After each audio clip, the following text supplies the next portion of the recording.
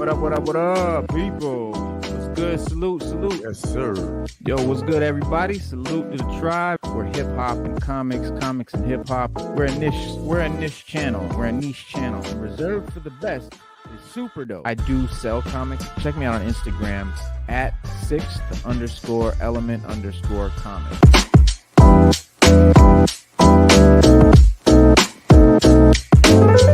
Yeah, because comic books are the sixth element of hip hop.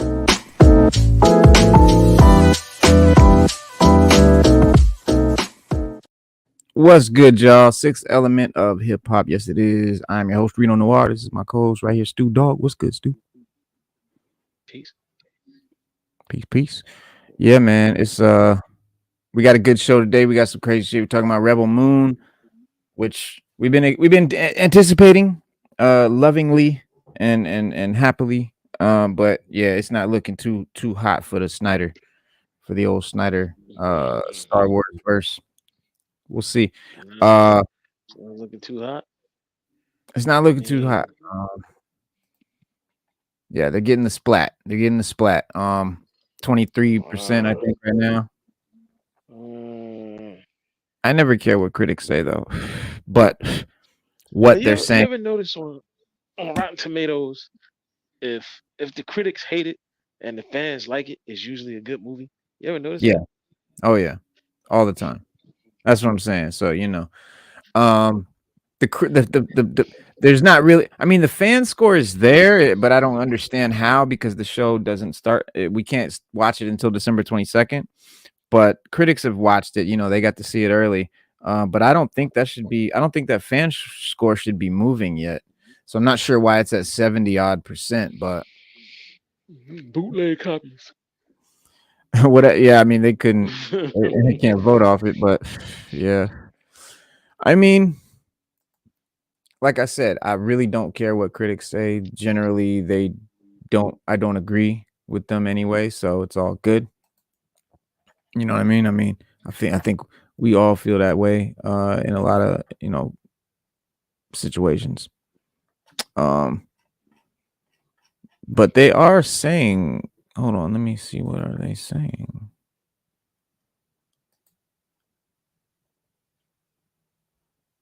Oh yeah. Oh man, I hope somebody comes in. I hope somebody joins us, because I have a delivery on the way and I'm gonna have to run out.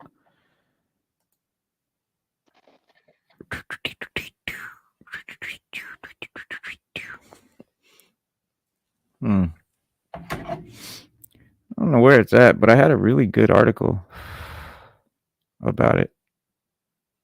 It's pissing me off now because it's not up here.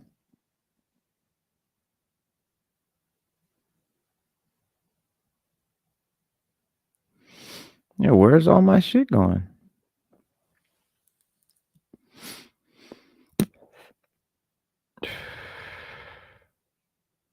Yes, that's what I thought. So how come it's not up here? Hold on, y'all. Give me a second. Ah, I apologize. Y'all know what it is.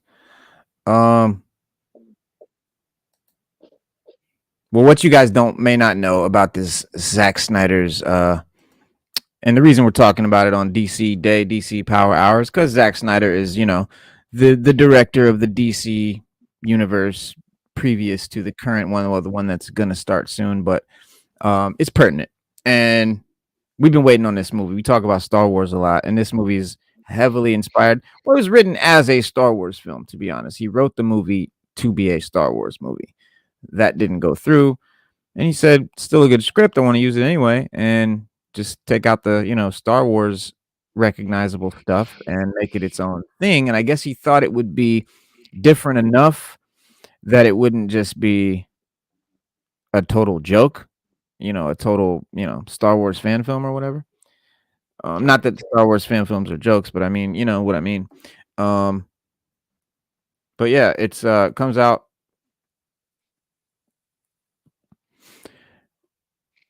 Wait, did it come out yesterday? Is this available on Netflix now? Can you watch this on Netflix now? I don't know. I don't pay for Netflix. I can't watch it till the 22nd.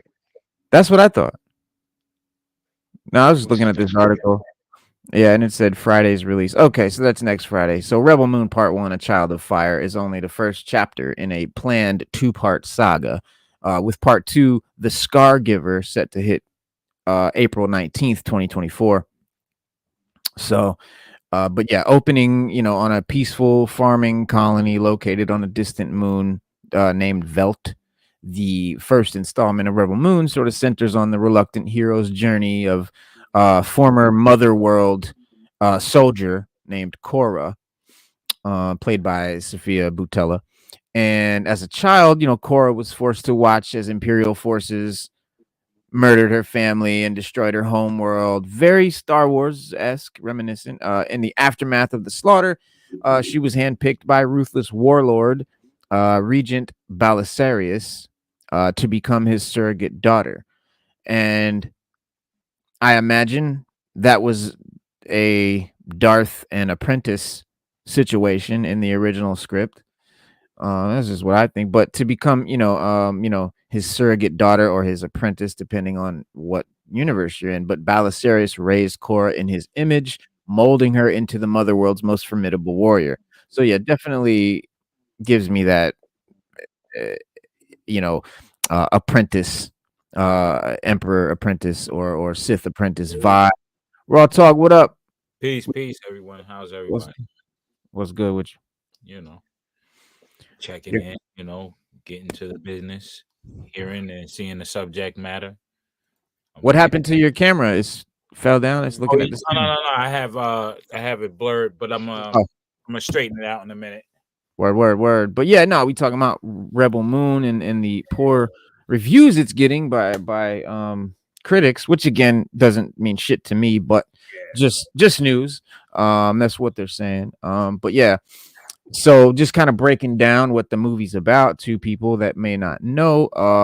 But so again, when her ship crash lands on Velt a few years prior to the events of the movie, Cora realized that she was tired of killing, the Mother World's, killing in Mother World's name, in the Empire's name. Because we remember, I'm correlating all this to the Star Wars script that it originally was, right? Trying to pick out, what parts were Star Wars and what was Star Wars about it. Just for fun. It's not really important. But anyway, the name, Cora realized that she was tired of killing in Mother World's name and took advantage of the opportunity to enjoy a more harmonious existence on the moon, among the moon's, inhabitants. Very peaceful, I guess, just chilling, kind of thing. The whole, warrior comes to a peaceful village and attracts the bad guys and has to then protect the village that he endangered in the first place, that kind of deal. um Typical. But it doesn't mean it's bad, just because it's a familiar story. Movies, that's all they are anyway. Everything is a retelling of a fucking, Egyptian or a Greek myth. Yep. Everything in some way or another, so it's all been told before. So that's a sign. It's actually a sign of a good story when you can be like, oh, that's this part of the hero's journey and do. That's actually the sign of someone who knows what they're doing when they're writing. Yeah, you can change the mold and try to break the mold and all that, and there's a lot of artistic stuff out there that does that, and that's cool, but it's hit or miss. You never know. But but with this kind of stuff, it's cookie cutter too, so it can be hit or miss as well. But I think there's a quote. The actress told Hero magazine, that the actress that plays Cora, she said, "The fuck? That's me. Sorry, I was You all right? Oh, bless you.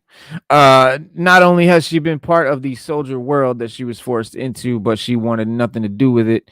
And there was no chance she would open that door again at all costs," she said. You can see how she's trying to escape it. It's interesting to see the reluctance and inner turmoil in a hero. End quote. But unfortunately for this hero, this character, when a warship captained by Balisarius's sadistic emissary, Admiral Noble, which could have been, any of the Moffs, Moff Gideon, Moff whoever, arrives on Velt seeking to gain control of the moon's resources. Her dreams of living out her life in peace go out the window. And with the lives of her settlement's people hanging in the balance now, this village of peaceful people that she's inhabited, that they're now in danger. And her fellow farmer and love interest, named Gunner, is set out to, on the mission of planet hopping, to recruit a band of ragtag rebels to their cause, right? So very Star Wars, the rebel cause and all of that. Michael Huisman plays Gunner, and then you've got the former Mother World general, played by named Titus, played by Digimon Hansu, and Master Swordsman Nemesis, played by Duna Bay, and a brother-sister insurgent duo known as the Blood Axes, played by Ray Fisher and Cleopatra Coleman. So it's a very interesting cast. The costumes and the special effects, the scenery, the sets, and all that shit looks fucking dope. It looks really cool. But there's still shots. We never know how this stuff's gonna look in motion. It can, still shots can make something look really good, and when you see it in action, it might look really cheap. We don't know.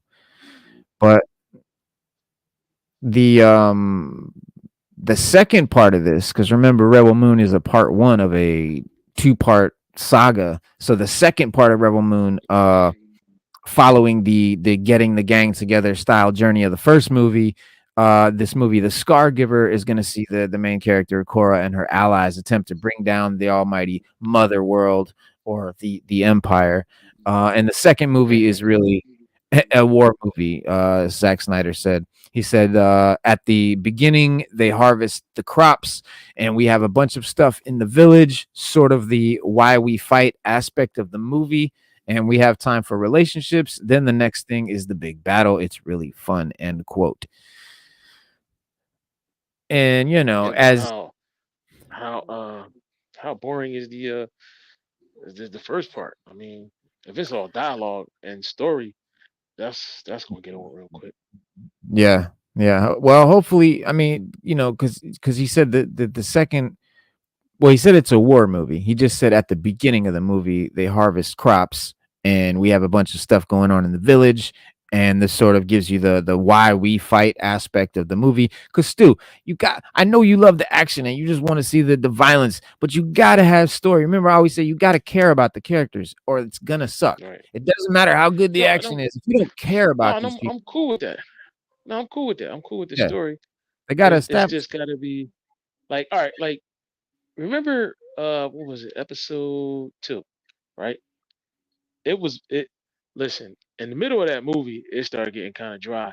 And right before it got boring, they gave us some, because they showing Anakin and Princess Amidala, they laying around, they on picnics. You know what Yeah. I mean? They feeding each other grapes and all that. And we like, all right, listen, we You know have they to fall in love. appreciate, but you gotta appreciate what he was trying to do there. He was trying to do the Guinevere and Lancelot Arthurian medieval fantasy scene. That's what he was going for with that. And that's that's just what he wanted to do. It was too much for us. We didn't. We If couldn't you handle did, yeah, I feel you. And we didn't know that shit. We didn't know that's what he was doing at the time. I didn't like it at the time either. Now that I know what he was doing, then I'm like, okay, I get it artistically. It's not just sappy bullshit for no reason. He was actually hearkening back to the King Arthur movies and shit like that, Excalibur and all that. But that was dope. I mean, because how else Luke and Leia would be born? If they didn't have Right. that courtship. Right. You know what I'm saying? That's part of caring about the characters, and they give you a reason to. This is why he fights. Why would he give a fuck? Why do we give a fuck if Padme is gonna die? Right? Yeah. We have to know how much they're in love and all that, so we have to see that part. And maybe it's boring, but it makes the exciting parts more meaningful. It wasn't that it was boring. It was like they started it like right when you thought it was getting ready to get dragged out too long. Yeah. He switched it up, and it was like, all right, cool. Cause I was like, look, all right. We've been doing this for like 20 minutes now. Yeah, because he knows he's because look, let's keep everybody was mad about Darth Maul, and everybody was mad that Darth Maul, which is one of the badassest characters we've ever seen in Star Wars since Boba Fett, was killed and didn't have a long part in the movie. So we felt like we were owed some action from that first movie. We were owed something because we lost something. So we just felt that way. But Yeah, the movie was Darth great. Maul Like dying, you that said, the sucked. scene was good. Yeah, that kind of sucked, man. Supposedly dying. Well, he didn't die, right? Yeah. Well, we didn't get to see what happened in the movie, but yeah, Yeah. yeah, that's true. Um, but yeah, this the film Rebel Moon is not doing well as far as like Rotten Tomatoes Critics. scores, as far as what the critics are saying. I mean, what they're saying, um, there's mixed. It's mixed. I mean, there's a lot of different reviews, but there's a lot of stuff that is sort of you see like everyone's sort of saying the same thing. Um, Yeah. I think it's all about seeing it for yourself and judging for yourself. Right now yeah, we put too much value in these critics and other people's viewpoints instead of just taking it upon ourselves to watch it for ourselves and get our own judgment on it and enjoy it for that purpose, yeah, because once we go into it listening to other people's point of view, oh, this was this, and then you actually go and see it, and then you're like, what the hell was they looking at? yeah. Well, Game Radar said 3 out of 5. They gave it. They said fans of Snyder's heightened brand of stern, muscular filmmaking won't be left wanting. And while the performances rarely extend beyond two-dimensional archetype, there's still fun to be had with Charlie Hunnam's uh, insouciant turn as a wily pilot of the Han Solo school. Neil Smith. Um, so yeah, the far left crowd, they might think this is a little masculine or whatever, but whatever.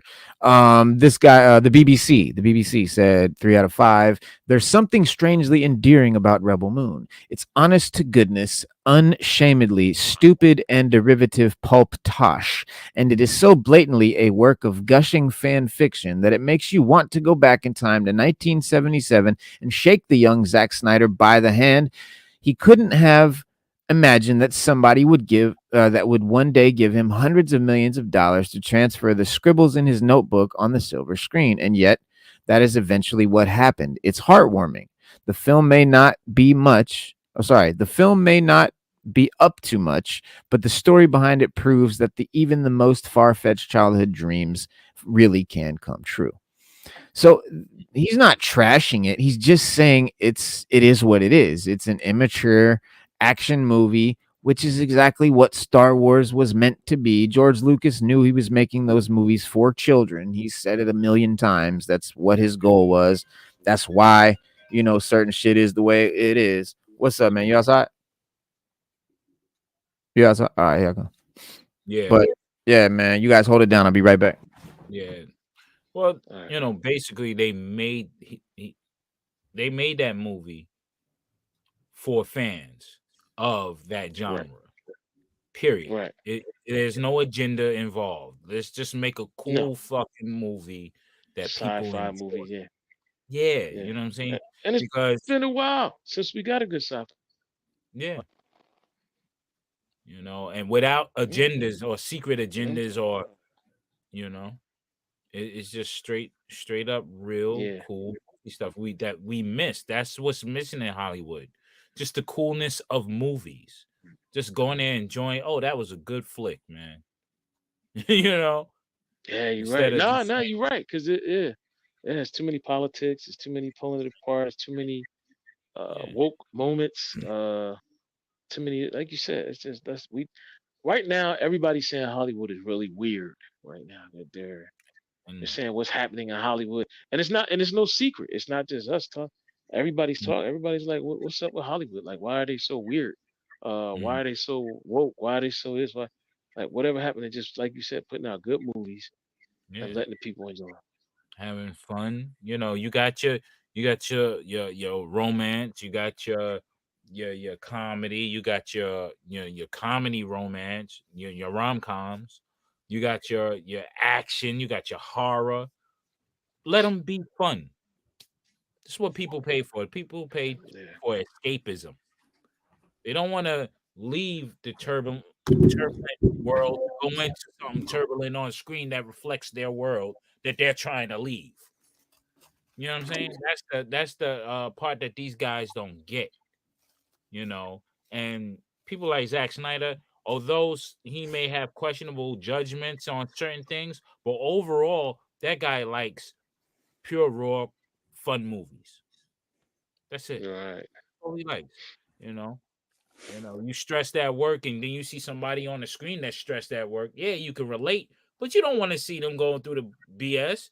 You want to see something fun. You want to see somebody. You know what I mean? So Word is bond. Yeah. that's you know, Yep. yeah. But did y'all read the rest of these? What did he say? The Guardian gave it 1 out of 5. He said directors' attempt to replicate Star Wars for smartphones is an ugly, unforgivably dull, and self-serious mess. So yeah, he apparently didn't like it. So some of these are really bad. Some of these ain't that bad. Like well, this guy IndieWire. Let's see, D minus. Uh, it's hard to be even morbidly curious, let alone excited about any future iterations or installments of a franchise so determined to remix a million things you've seen before into one thing you'll wish you'd never seen at all. That hurt. IGN 4 out of 10 said, despite a great ensemble cast, Zack Snyder's space opera is a letdown by a derivative patchwork script, mediocre action sequences, and a superficial story that fails to live up to its expansive promise. Just listen, these movies aren't meant to be fucking. They're not meant to be brain twisting. It's not Inception, okay? Yeah. It's a fucking. It's a fucking Star Wars ripoff. It's meant to be an action movie. It's a fun Yeah, fucking. and remember, in Sci-fi the movie. 80s and in the Yeah, late so- 70s in sci-fi, they all ripped off Star Wars. Exactly. Everything is a Star Wars ripoff. Exactly. Yeah, Come on. every Let's be Star, honest. yeah. Galactica, Yeah. you know what I'm saying? Buck Rogers, all these different ones, they all come from that mold. And apparently most of the See what you're saying. creators of these sci-fi joints are classmates or former classmates and associates. So they Yeah. they get together just like we getting together here. And we talk about Or things. big fans. Or big fans of each other's work. Yeah. Because I keep saying it, Yeah. you got to be inspired by something. Something has to inspire you. If you write a rhyme, something has to inspire you to do it. If you sing a song, something has to inspire. If you make, I don't know, the next flying car, something. The Wright brothers got inspired to make a plane by watching birds fly. They're like, well, we can do that. You have to be inspired. So yeah, a lot of stuff is going to take after Star Wars because people grew up watching that. They wanted to make movies. They're like, I want to make a sci-fi movie. I want people fighting with swords, glowing swords, and there's just And then different things you do. you can even argue that Star Wars, some aspect, come from Star Trek. I know that's blasphemous, but remember, Star Trek was out first. What happened? Star Trek was out first. Well, then you got Lost Yeah. in Space. You got, everything. I mean, Oh yeah, we always had sci-fi. Yeah, we always had sci-fi. George Lucas has admitted. Well, he said, that he based Star Wars off of Buck Rogers and the original old, the old sci-fi shit that he grew up on. The cliffhanger movies and shit like that they would do, the serial shorts and shit that they used to have in the theater, which is something that they don't do anymore. But Flash Gordon, the old Flash Gordon. Yeah. Flash Exactly. Gordon. That's where you got it from, Flash Gordon. Exactly. That's one of my favorite sci-fi movies of all time. Is Flash Gordon. Hell yeah. With the Queen. I even like the old serials. If you watch the old serials, man, they're pretty dope. I used to watch 13. I saw one night and watched Turner Classic Movies, and they showed some older movies, and I sat back and watched it. I'm gonna be honest with you, bruh. that Hollywood. Now I see why people say, "What's up with Hollywood?" They did their Yep. thing back then. The Yeah. actors Hollywood. were into the roles. The actors were into the roles. They played those roles. I mean, just the shots, the sets, the way everything was set up, and you like, damn, they put a lot of time and energy into this. And when you sit down and listen to the dialogue, I was like, it might be old as hell, but it's good. Man, Yeah. you throw a millennial down to watch something older than we watch, they be asking questions. They act like they dumb. And they be like, well, why is that like that? Well, who did that? Well, this is how people used to talk and act. So Yeah. if I watch Yeah. something from the 60s and the 50s and the 40s, I'm not gonna keep asking questions. I'm just gonna watch how they act and I can say, okay, that's what they did back then. That's how it was. Like I don't act like it didn't exist, or like all of a Right. sudden, we don't know what they're doing. Like some of that stuff was dope. Like I was watching Bonanza one day. Bonanza was Yeah. dope. Bro, Yeah. they did their thing. I was like, yo, I never knew Bonanza was that good, bro. I Yeah, watched man. Gunsmoke one night. I was like, yo, Gunsmoke Gunsmoke. was kind of dope. Yeah, I was like, oh, this dude was kind of dope, man. I like, oh, like I said, the sets, like everything, bro. The way they acted, it blew me away. And them joints is like 70, 80 years old. I'm like, damn, Yeah. it That's was it. good. Hell yeah. It's just these critics, a lot of them, they have allegiance to certain things, and they're very biased in a negative way, So you really can't look at a critic. A critic basically is They paid, got agendas. Yeah. and they're paid for Yeah, their they do have opinion, agendas, yeah. which their opinion means truly nothing if you look at it. Nobody, your own opinion is worth more than anything. So that's it. You know what I mean? So it's like, who cares what a critic says anyway? Exactly. Exactly. And Mighty Rack Mighty Rack makes a great point. The first cut of Blade Runner had the same criticisms. A lot of sci-fi movies get trashed at first. Especially Yeah, they get trash. Because people, you got to be into sci-fi, man. Like, we need to make a sci-fi movie critic panel where that's all they do is rate sci-fi movies, man. Because the people you asking, like you know how when they win the awards for the movies, and people like how, like how did you vote? Like how you don't vote? Like all right, like the year Spike Lee brought out Malcolm X. I forgot who won the award, but everybody was Denzel played that part of Malcolm X. Yeah. He should have won. He should have won the Academy Award for that, and he didn't Yep. even get nominated. But then, Right. 10 years later, he gets an overwhelming nomination for Training Day, and Yeah. people are like, "All right, Playing a did dirty. good." Why he had to What be made crooked him before he such took good? it? What made Yeah. yeah? Why Denzel had to be crooked Yeah. before he took Why he had it? to play a dirty cop? Yeah. Yeah, like Denzel played better roles that he was more immersed into that he should have won awards for, but he didn't. Nobody ever got that. Nobody gets that. Yeah. Right. Everybody's like, huh? Where's who votes on these movies? Who are these Yeah. critics? Like Siskel Yeah, and Ebert, we knew who well, they were, and they were always wrong. Well, you know why he couldn't have won that Academy Award for Malcolm X, because Spike Lee was attached to it. And at the time, Spike was the outsider of Hollywood, criticizing Hollywood and basically throwing up a sign saying boycott Hollywood. Who won the award for Malcolm X? Nobody. No one. It didn't win anything. Oh, okay. It didn't win Okay. nothing. That's It was what I thought. listen. The movie did its numbers. I put it to you like this: you got a movie that made a lot of money. People overwhelmingly came out and see it. It stayed in theaters. It did more than what it was supposed to do. It broke records. It did everything that you wanted. It did everything you wanted a movie to do from an independent African American filmmaker who, like Raw Talk said, who just went against the grain when it came to Hollywood. At one point, they were saying, like, they even dared Spike Lee, I guess, to knock him out of his box. They're like, oh, you can't just make a regular movie. All your movies got to be black movies with black actors in it. And then he made that heist movie with Denzel. Oh, yeah. And that was really good. Yeah, that was really good. Inside Man. So Inside then, Man. Inside Man Man. was crazy. Yeah. I watch that every year. And that's Spike Lee too. Yeah. That's Spike Lee, because they And dared him. They Denzel. was like, oh, they said, oh, you can't make a movie without putting, like, they was like, oh, we tired of the black movies. All you do is that. Hollywood coming at that. Yeah, they were like, that's Spike all was you like, can okay. do. It's a gimmick. You ain't got no real talent. Yeah, I remember that shit. He was like, all right. And he made And he Inside put out a Man. bunch of shit that you would be surprised it was Spike Lee. Yeah. I want to see He did Spike that. He did get back into the game as far as, doing something odd. He did other shit. A cowboy, a black cowboy movie, or a cowboy movie, period. Yeah. Or do a kung That would fu be dope. movie. He did. Spike Lee did some shit. I mean, he That did would something be like that, but I mean, some real hard nosed to the bone stuff. Yeah, I mean, yeah. he didn't really get into that, and just to see how his But perception, listen, my thing about it is this. Spike Lee doing black movies and all of that, like they criticizing him is crazy because, Martin Scorsese is famous and he makes gangster movies, Italian gangster movies, and he keeps making Italian gangster movies, and nobody's like, oh, all you do is make Italian gangster movies. But he's heralded as like the best of all time. And you look at De Niro, like a lot of De Niro and Pacino's roles, a lot of them are gangster movies. Like it's almost like they're one trick ponies.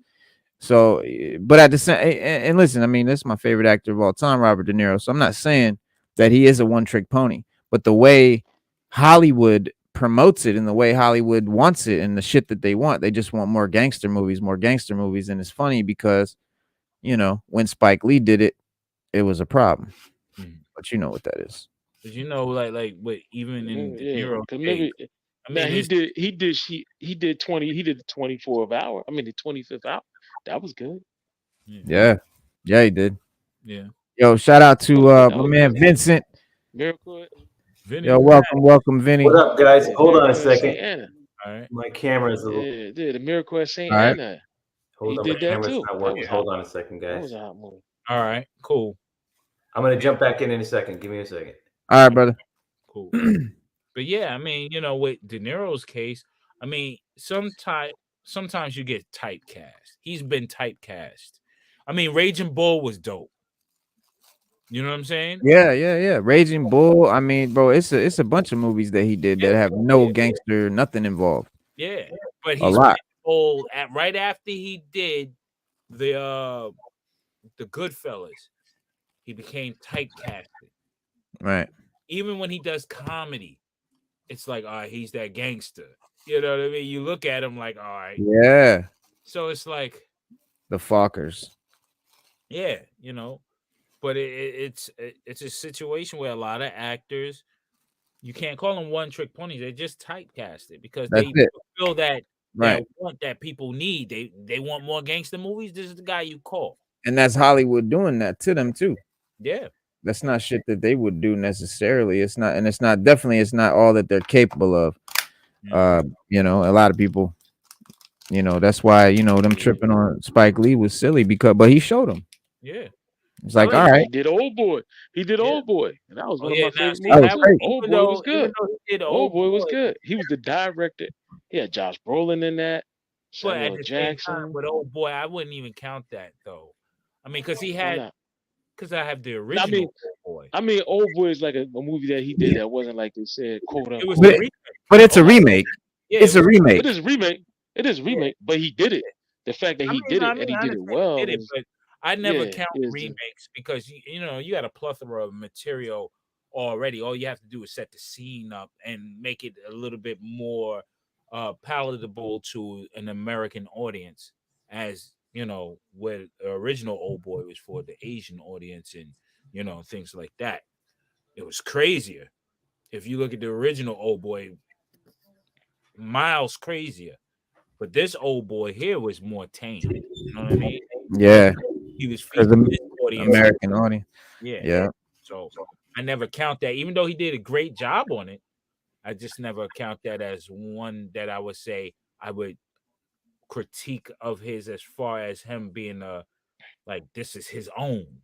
You know what I mean? This is something that he decided to do on the side. Yeah. You know what I mean? Like, but he did stylize it, Yeah. He put his that right there. Now that right there, that hits the nail on the head. He did stylize it because his movies had a certain tempo, a certain tone to them. All camera angles, camera angles and everything. Yeah, that you just knew it was Spike Lee. Like the thing where he'll show somebody walking, but they ain't moving. Yeah, you ever see how he doing this when he shows somebody walking and they just you see, they riding on something, but he moving. Riding on yeah, that's like a famous Spike Lee. Hey, you go to Malcolm X with the Scully on. Yeah. Yeah. Yo, for real. And a lot of people been taking his angles, his camera moves, and everything. They, you know, and rightfully so. It's a method that can be used and it's great. You know, so why not incorporate it? Mm-hmm. You know, Yeah, he did Slade. He did Slade. He had some very original ideas. He did. It's always Yeah. considered working in creative studios. Yes, he Yeah. has. Yeah. Yep. So I mean, you know, and then he gave birth to a lot of other directors, you know, to make them bring them to the forefront, make them even actors who turn directors learn Actors, from him. yeah. Like it's crazy. The I mean, I'm actors who quite got sure more Denzel- famous. Who I'm, got I'm quite sure Denzel now he learned a lot from Spike. I believe what's his name? Samuel L. Jackson, who was in a lot of movies. Yeah. You know what I'm saying? So it's like you're looking at it like, oh, okay. People are learning. I mean, even Denzel. As a matter of Rappaport. fact, he's an Denzel, Rappaport, Denzel, he learned a lot. You know? Yeah. Denzel Rap. directed. Yeah, Denzel directed an episode of I think it's Grey's Anatomy, Yeah. and they said that's one of the better episodes that Mhm. was ever made from Grey's Anatomy. Then there's another guy. Remember the guy who played the secret agent in Transformers? I keep forgetting his name. Oh, yeah. Also, what you call it in Yeah, the yeah. Batman? It was old boy that got arrested, the mobster in the Batman. I keep forgetting his goddamn. Ooh. In the chat can man. probably give out the name.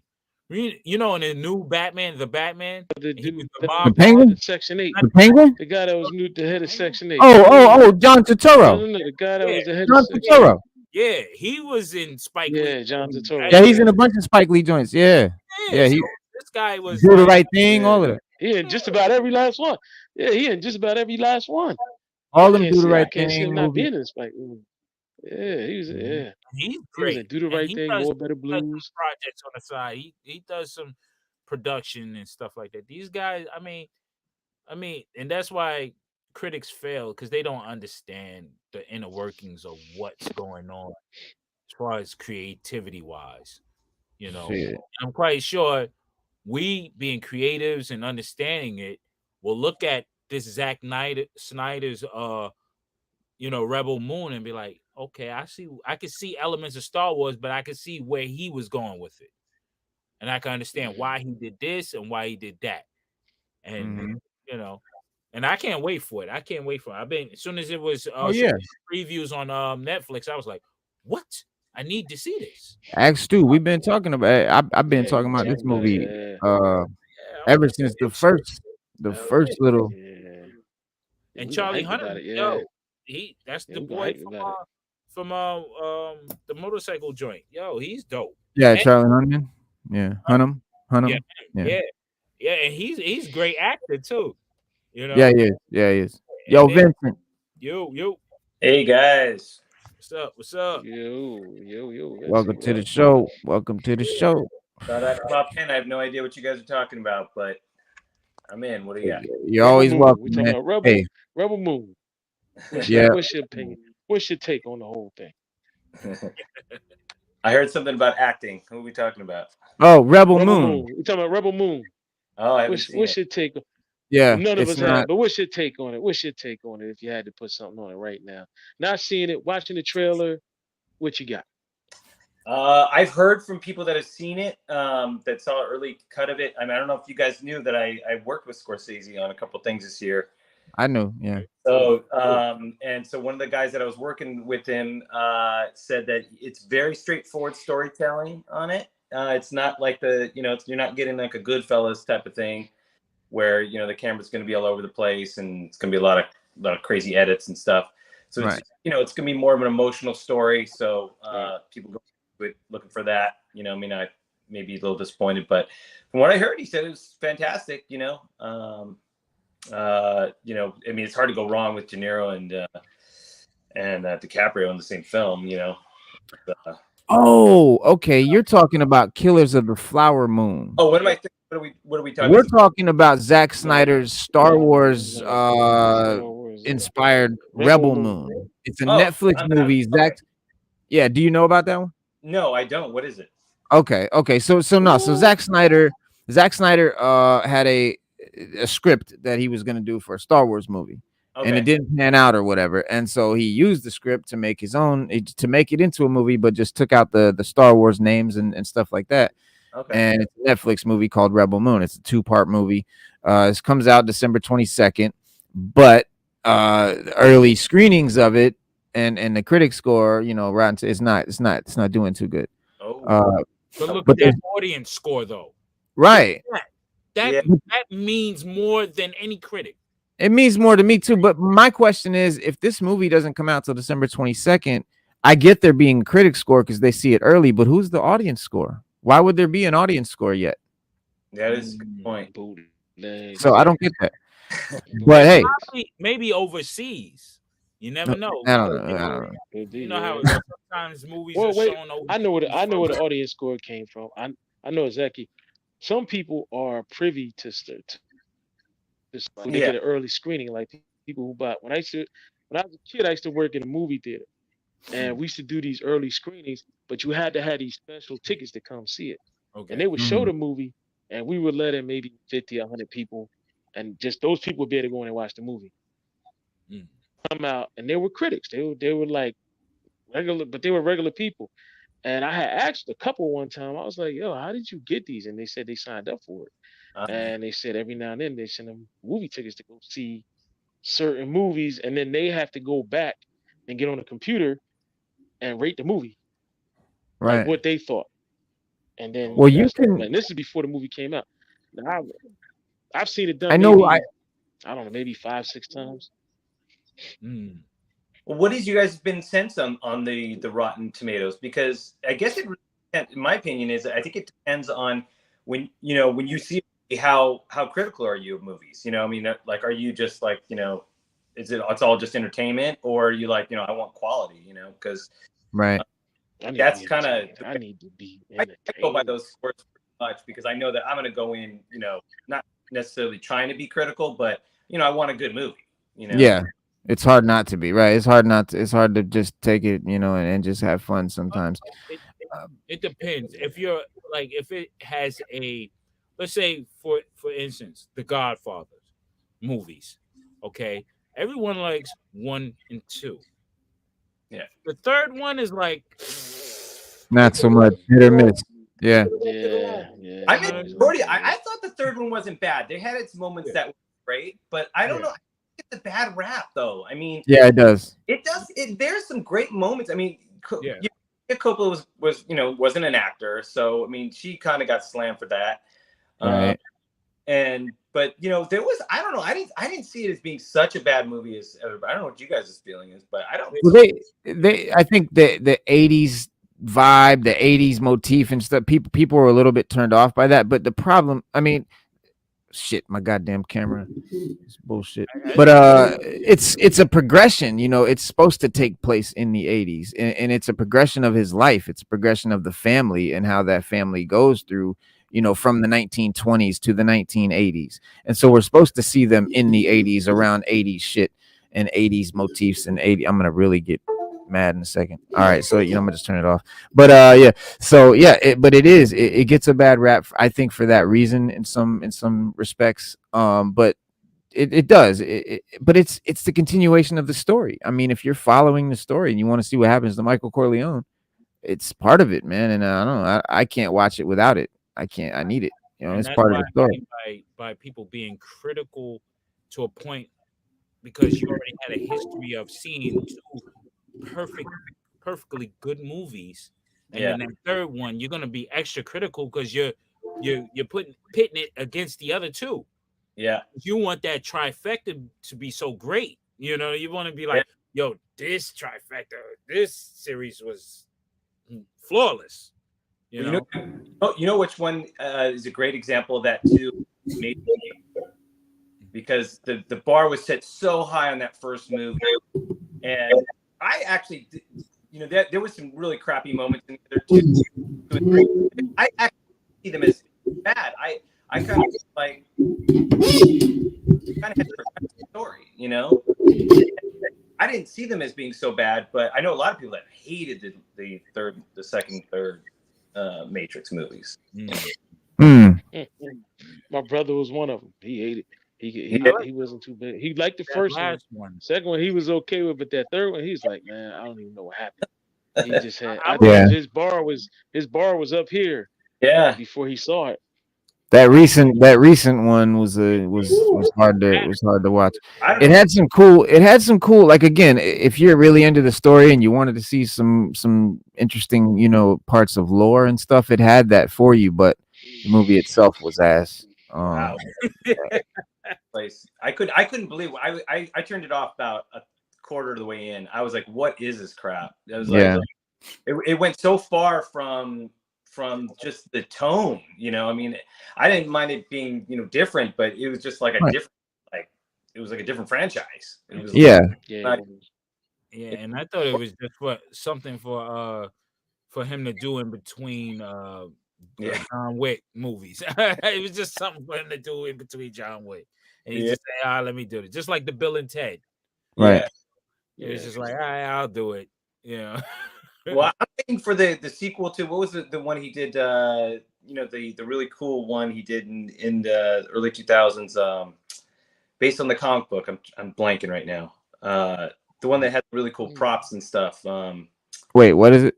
Keanu Reeves did. The one based on the comic book. 47 Ronin or No. You're talking. I know what you're talking. It had the weird anime to it.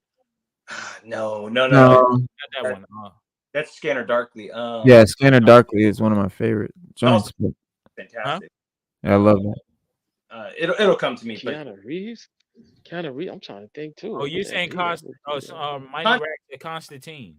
yeah, Constantine. Part 2. That was dope.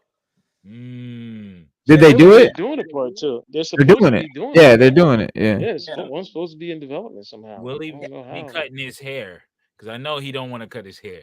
I want him to be blonde and but they said they've come out and said like that the Constantine in the Keanu movies is not the Constantine from the comics. They've been clear about that. So they were like, don't get mad that he's not that guy. He's not that guy. That guy, like Stu often says, he's a pansexual. Is a whole bunch behind the comic Constantine that they're not delving into in the movies that I think a lot. But speaking of like sequels, we got Aquel Folly. Yeah. Oh man, I think Eddie. Now Reno. I'm glad you brought that part up. Axel F. That part. That part where him and Surge was improvised. That Yes. was not rehearsed. Sales. That was not rehearsed. That's Off that the ain't dome. in the script.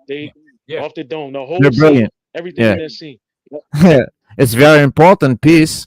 That shit, bro. It's fucking brilliant, dude. That guy is And nuts. it's funny. Oh, Hilarious. And it's super funny when you watch it. Yeah. Bronson Pinchot, right?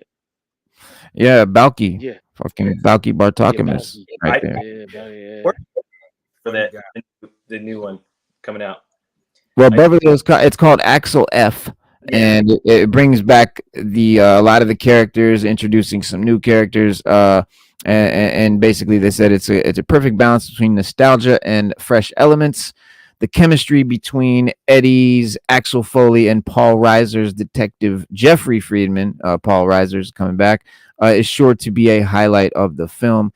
The return of characters like Serge and Taggart, played by Bronson Pinchot, and John Ashton, respectively. Is Judge Reinhold gonna be?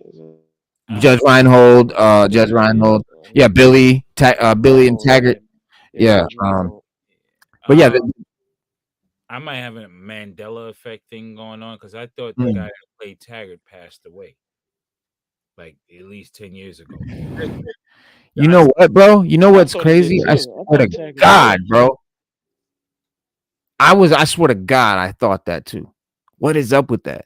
I was watching the trailer and I was like, oh yeah, it's fucked up that what's his name ain't gonna get to be in it. And boom, he came on the screen and I'm like, what? I'm like, okay, cool. He does look he's hella thin. He doesn't look like his old self, but he definitely don't look dead. So I don't know. Hey, I'm glad. Hey, listen, I'm not saying it's fucked up. Yeah, but actors that I really like, and he's one of them. And it's like come on, man. I mean, that guy, him going back and forth with Eddie in the old ones is just classic. Brilliant. You know what I mean? Yep. Especially in the beginning when it was like, yo, who is this punk coming in? When he didn't like him, he hated him and shit. Hated him. And Kept hitting him in the. a real cop feeling he was portraying. I was like, Yeah, bro. Like, come on. Did you guys like? Did you guys like the Coming to America sequel they did? No, Yeah, I didn't. I hated it. I I hated it Yeah. because I love the original. The original is one of my favorite comedies. It's probably my favorite comedy. And the second one to me was so different. It had nothing. It was nothing like the original. It was just a bunch of guys. I felt like it was a bunch of the old actors that came around. And they fucked off on camera and had fun, and that's cool. But it wasn't a good movie to me. I didn't like it. Like, and even It didn't have that same. feel that it's in an era we came up in. It Yeah. was Can't- a whole feeling behind You it. just can't recreate that shit, bro. Yeah, you can't. And with this Beverly Hills Cop, I mean, come on. There's already been so many sequels, though. That's why I'm not worried about it. Only two that I deal with. Anything after that, I mean, Yeah, me too. 1 and 2 are to me are the real ones. 3 and I think there's even a 4. third one was what, the fake Disney World or something. Yep, like the that? theme Yeah, park, the third one, yeah. and that was way in the yeah, Yeah. and that was like way in the 2000s, early 2000s, wasn't it, or late 90s, Yeah, around it. And then early the camera, 2000s. you seen the camera difference, the lighting difference. Well, that's one thing. And that's one thing that we will all be thrown off by with all of these remakes and reboots and super late sequels and stuff, because everything is digital now. And back when they shot shit on film, it had a grain, it just had a look to it that they can't get now, or they just refuse to use filters because they want everything HD and 8K and all of that. And so all that 8K shit takes away from, to me, it takes away from that rich think feeling so, that you Rio? get. See, I do. I know you love that shit. I know you love that I shit. love it. I think But I that shit do- ruined movies. But wait, It but makes wait, them look don't like get me wrong. I do like. Don't get me wrong. I like the new, but I love Super 8. I love Mm. anything shot at Super 8. That 8mm, Wow. that look, that feel like I had movies that was shot on 8mm that I bought on DVD. I refuse to buy on Blu-ray. I can get a better, I can get a more clear picture, high def, but I don't want to see it that way. I want to see it in its original 8mm Super 8, the way it was shot. To me, and my TV brings that out. So I like that. Yeah. So I won't, if anything new that's shot the way it is, I'll take it. But anything shot in Super 8, I don't buy in UHD. I Well, don't. Yeah. I just don't do it. a great example is the Lord of the Rings versus the Hobbit. Yes. Yes. Differently, and I mean, Lord of the Rings is my top. That's my. But when you put it side by side with the Hobbit, it just doesn't. I mean, there's some amazing sequences with the dragon and everything, but it just doesn't have the same, feel. It just feels just synthetic, Just- Yeah. That's yep. The Hobbit feels synthetic. You think? You said? Yeah, it does. It does. It feels like, but I'm telling you, it's that HD shit. It's that they want that 8K, that super high def and all of that, and that Yeah, makes UHD, it. Yeah. Have you ever watched some shit in like 60 FPS that's not supposed to be Oh, like yeah. a movie or something? Yeah. Yeah. I think it makes it look cheap. I think it makes it look bad. Yeah. Like if Because you look at it was cheap when it was the filmed. Dark Knight, It was, look at the and Dark that's Knight. it brings it out. It brings it out, and that's the thing that film used to Yeah, hide. yeah. The frames weren't so, you know what I mean, and that made it rich. It made it Well, good. It because made it. I don't know. It's like the difference between a the vinyl time- record and a fucking that's- digital song. And a CD. That's the difference. Well, because that's why that's Dolby Vision. When you shoot something in Dolby Vision, it's ultra clear. It looks like you can reach in there and touch it, or it looks like somebody's filming it with a camera and you're watching it standing live. there. That's Dolby Yeah, Vision. and I hate That's that. Dolby Vision. I hate that. Yeah, that's Dolby Vision. I hate 8mm and Super 8 was like that grainy look that we all talking about now. Well, That's what- and I 35 like that. I millimeter. really love that. And then you got 35mm, and then Yeah, and then you have 35, a step I up mean- from 35 was Super 8 with 8mm, but the 8mm camera gave you those close angle shots that we see. Like we talking about the Spike Lee movies. That's Yeah. that 8mm camera gave you that. That gave you that personal, that. But me personally, I like it all. I like Dolby Vision. I like the way it looks. Stuff looking like a sitcom. I like the way it feels. You know what I like, Stu? I like when they take Lord of the Rings and watch that shit in 8K and Super 8 and all of that, or watch it in super high def and all of that. But when it's shot in that, that's what fucks it up to me. Like I like that super definition, all that, but now they're shooting it to be optimized for that, and that to me, that's where I think that's where it loses. It's like all they would have to do is put like a filter and give it that grainy filmness if they wanted to, but that would take away from that super. You want to see everybody's nose hair and shit. Yeah, that's a good point. Because it makes the CGs look better. I've only seen parts of it, but was the new Dune movies, were those shot on film? Those were digital, right? Yeah, they're digital. Yeah, every movie now is digital. It just depends if they're shot in Dolby Vision or it's not. So like Dolby Vision is top of the line. But that's you're gonna get right now. Cinematography wise, if you have somebody that can really work the medium and give it that depth. Now you're not going to get that from a cinematographer, but that shows you what's possible. Especially like those like the Blade Runner they did as well. I think it's the same cinematographer. So it is possible, but you got to really work with them to what that medium is, and but then you still see that difference, even though they still have that kind of feel that goes back to that. You take the original Blade Runner and the new Blade Runner, and they have the feeling, but it's not quite there. That lighting element, that practical effect plays a major part, because a lot of times with special effects, it's crazy. It's here and there, but that practicalness, that's what brings out that feeling that we all know with the older movies. It's practical effects. Well, it's the lighting, and it's also the effect. It's how it's when the light hits film, and it exposes at a certain rate and all that stuff. Yeah, and we haven't quite perfected how to do that digitally. It's just it's like the depth of an oil painting versus really cheap acrylics. It's like they haven't how to replicate that.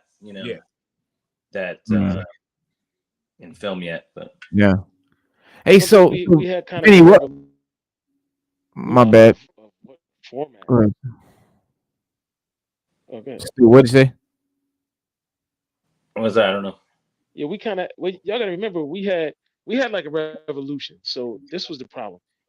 You had HD10, HDR, and then you had HDR10, and then Dolby Vision just dropped, and it was a battle because people were like, "Yo, like we got these 4K TVs, and we can see like everything's better and brighter and bigger, but what format do we go with?" And HDR10 still gave you that grainy, that look that you all talking about, but it was clear. But then Dolby Vision made it look like I said, like somebody filming it with a camera and you're watching it live. And movies, when you upconverted them, like when you upconvert, like Reno said, when you upconvert Lord of the Rings to 4K and Dolby Vision, it looks amazing. But if you filmed it in Dolby Vision, you'd be like, huh? Yeah. Like, why does this look like this? Like, it'll look kind of cheesy, like a soap opera.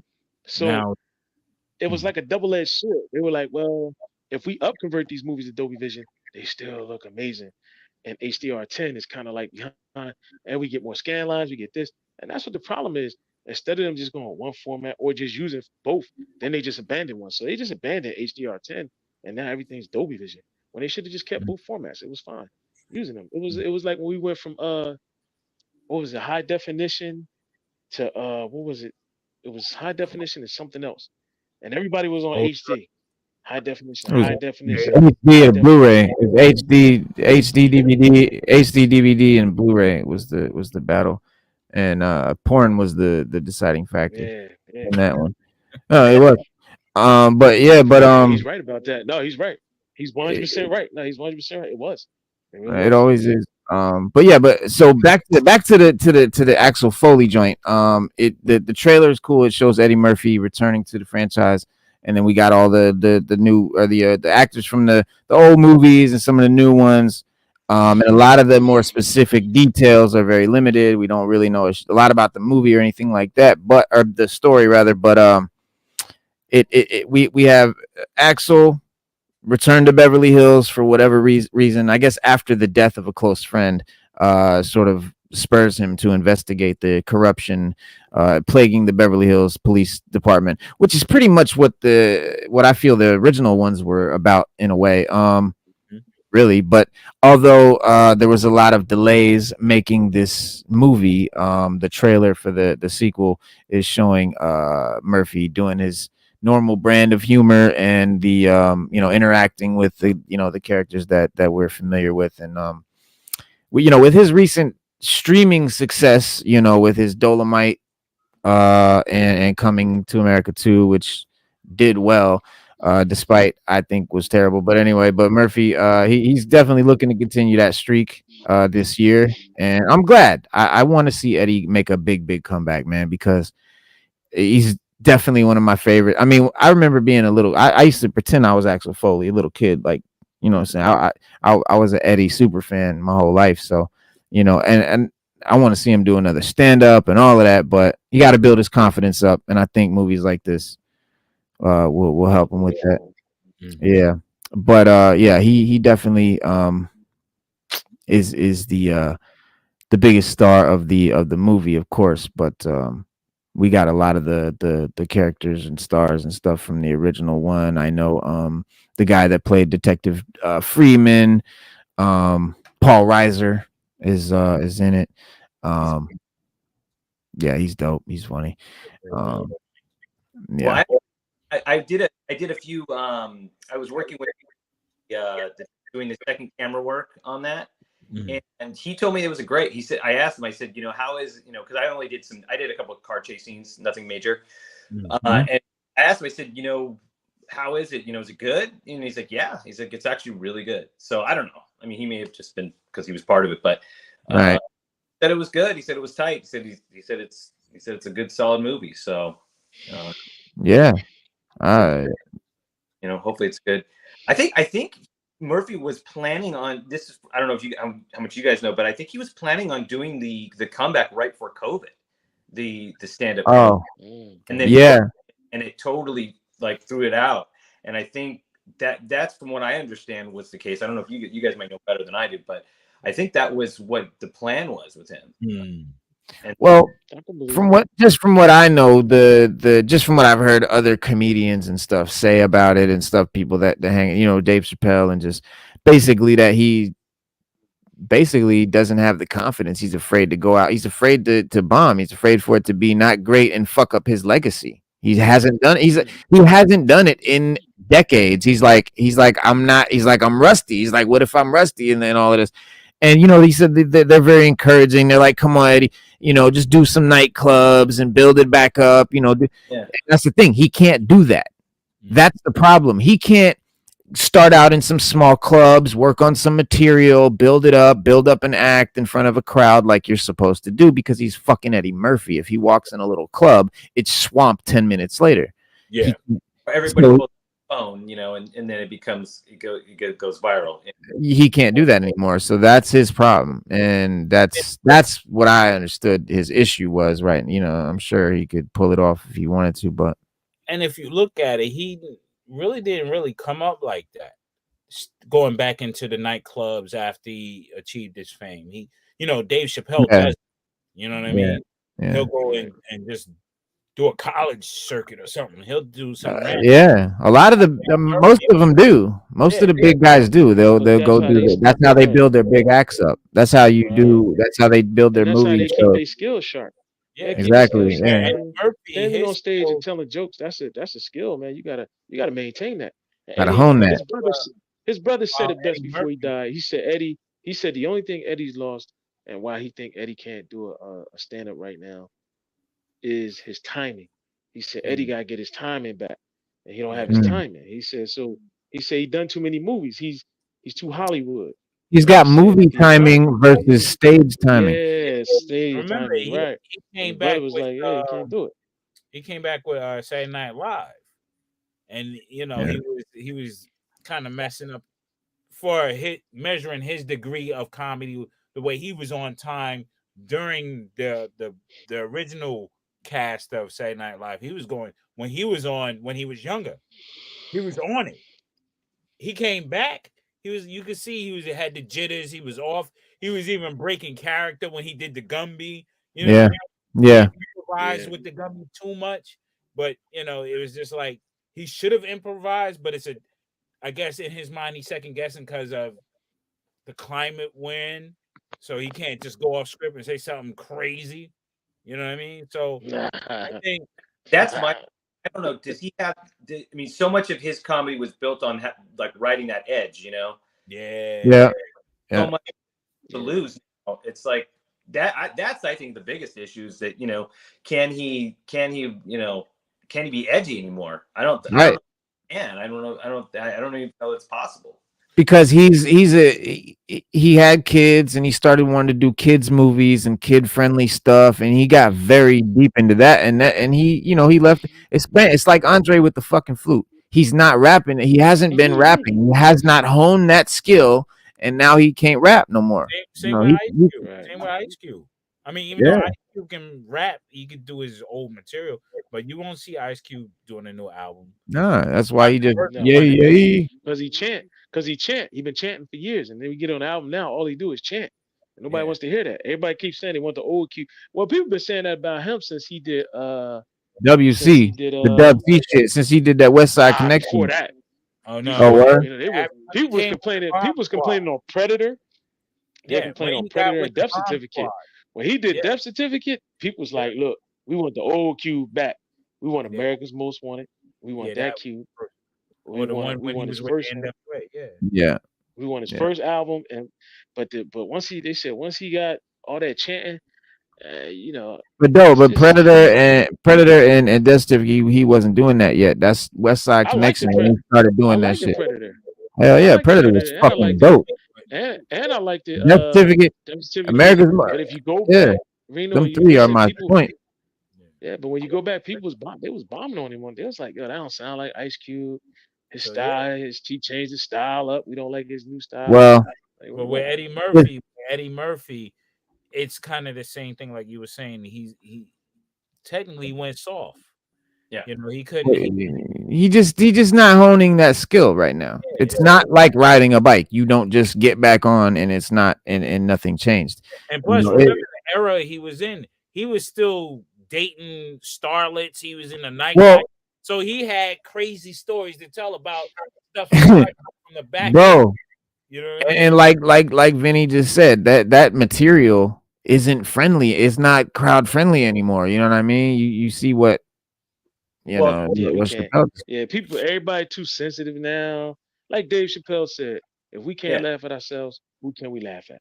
But you also have where they can't come after him. I mean he doesn't have endorsements. He doesn't have, all this other stuff that a great example of Kevin Hart thing. Everybody said, Kevin Hart lost his edge. I mean, he's changed, so now he didn't have he can't talk about the shit he was talking about before. Not that he's on the same level as Eddie Murphy, but, it's that thing. It's like, if you're built on being edgy, then, your life's not edgy. You're kind of screwed, Yeah. And that's why Kevin Hart is teaming up with Chris Rock to do a show. You know what I'm saying? So it's like, okay. And I'm like, why do you need to team up now? Who's raised who up? Yeah. Chris Rock is already legend. Oh, Chris Rock's amazing. He's the GOAT. Kevin Hart was up there, but he made some pitfalls. I'm not a super Kevin Hart D-rider. I'm not a big fan of Kevin Hart. He's all right to me. He's all right. He's cool. Like, he does great movies and shit, but I'm not. I don't like his stand-up. I like his movies, but I don't like his stand-up. I just can't. It doesn't. I'm sorry. Brand. He decided to become a brand. It's a very brand. It's very brandy. Where guys like Sam Kinison, Burr, he was funny. Oh, yeah, but what would Sam Kinison be doing now, though? You know what I mean? Yeah. Exactly. I mean, look at Louis and shit. What's happened? Yeah. Some guy, Bill Burr. Bill Well, Burr. Dice Clay, he would be Dice Clay now. I Look mean, at the Dice Man. Yeah. Look at the Dice Man. Yeah, look at Dice. Yeah, look at Yeah, Dice Dice. Clay. Yeah. at some point, it just doesn't have that lasting power, But like Bill Burr does, Yeah. Yeah. Bill Burr can be friendly. Yeah. because He he's can- not being. I mean, his edginess comes from just his delivery and it doesn't come from his subject matter. Yeah, it's more his tone and in the way he just spits it. Yeah, exactly. Yeah. Well, I found the actors that are in the main big ones. We got Paul Reiser as Detective Friedman. We got Bronson Pinchot as Serge. Serge. It's very important piece. I fucking love this scene. I don't know why. I just used to die. He's like, get the fuck out. He's like, get the fuck out of here. He's like, no. This is all improvised. All of it. Can you give me your name? My name is Axel Foley. And what is pertaining? What it's pertaining. So we got to stop it and talk about it a little bit, but so we don't get knocked. Understand what you said? Pertaining, what it's meaning, regarding. Oh, what's it regarding? I'm an old acquaintance of hers. Danai, one moment. Okay, look at him over there. Improv. Yeah, this is all improv. Yeah, straight up off the dome. Mr. Ahmed Foley is here to see Axel Foley. Ahmed Foley. Watch what he said to the dude before he sent him away. Foley is here to see her. These are old acquaintances. Donnie, this is good, son of this. Let's embrace that adult to scrap it. Taxi. Anyway. May I ask you something to drink? Wine, a cocktail, espresso? No, I'm fine, thank you. I'll make it myself right back there with a little lemon twist. It's good. Yeah, that The little lemon twist is good. I'm fine. I see you look at this space. Yeah, I was wondering how much something like this went for. $130,000. Get the fuck out of here! I I cannot cannot. be serious because it's a space. It's very important piece. Have you ever sold one? Just tonight to a collector? Get the fuck out of here! Somebody else, I said it myself. Yeah. Axel Foley, what on earth are you doing here? You could tell like the parts that were written in the script and the shit that they riffed and threw in. It's genius. But yeah, I'm glad that he's back. Hold on, let me get some more parts with him because I don't care what that lady talking about.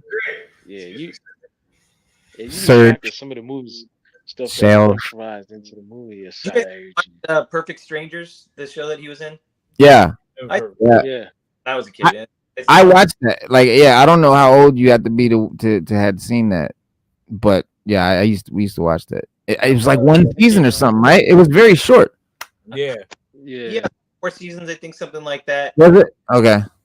Yeah. Yeah, but it wasn't. He had this blonde friend in the show, which was smoking hot. Yeah. And There was remember, 8 seasons of there were 8 seasons of Perfect Strangers. Wow. 86 Really? to 90 You know- 86 to 93. Wow.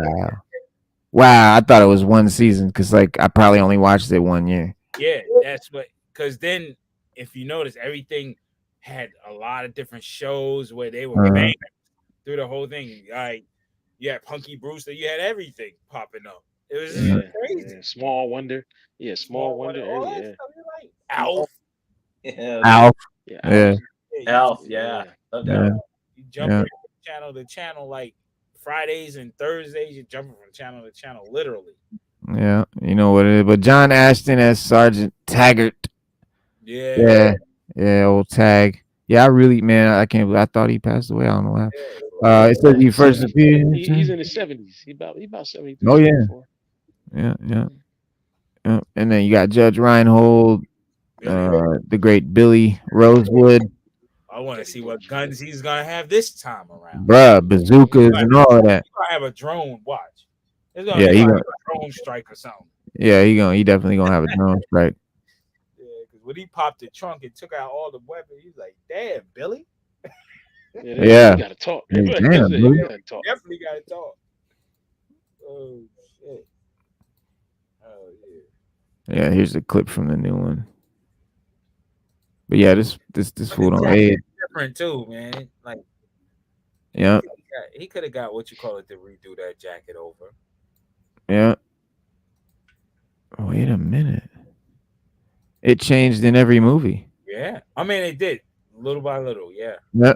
Jackets. When they Little came by- out with a new version, Yeah. yeah. That's the current. Because it's just that it's that team. It's that current year for that team. Yeah, Was the Detroit Lions. yeah.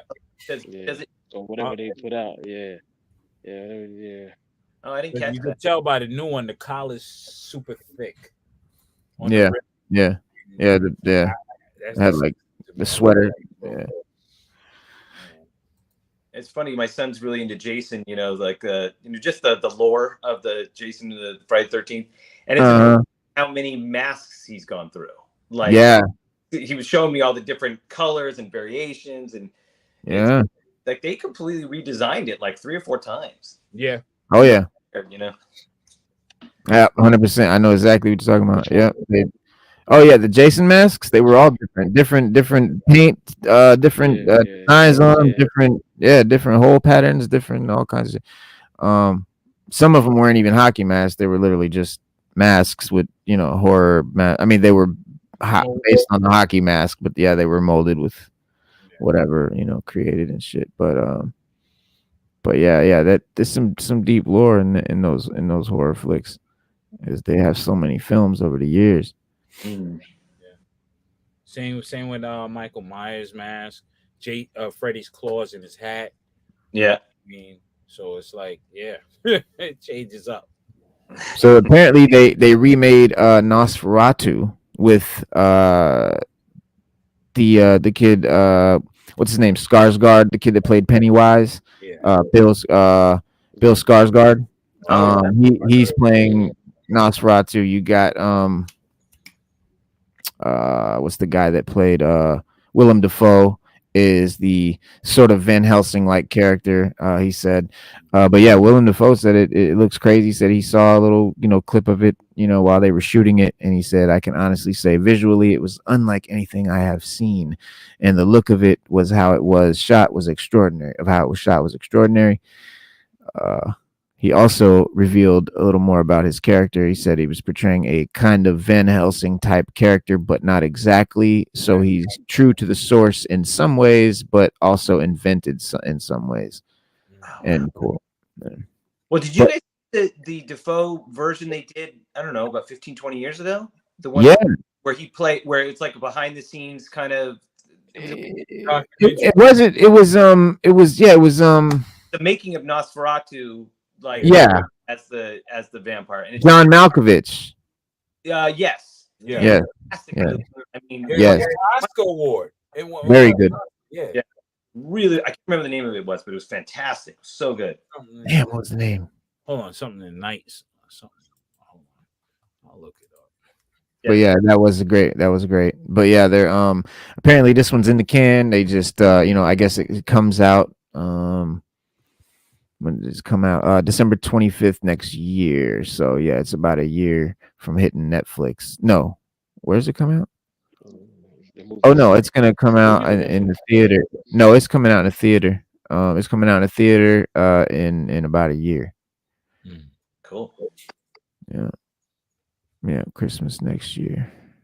Yeah, apparently it looks dope.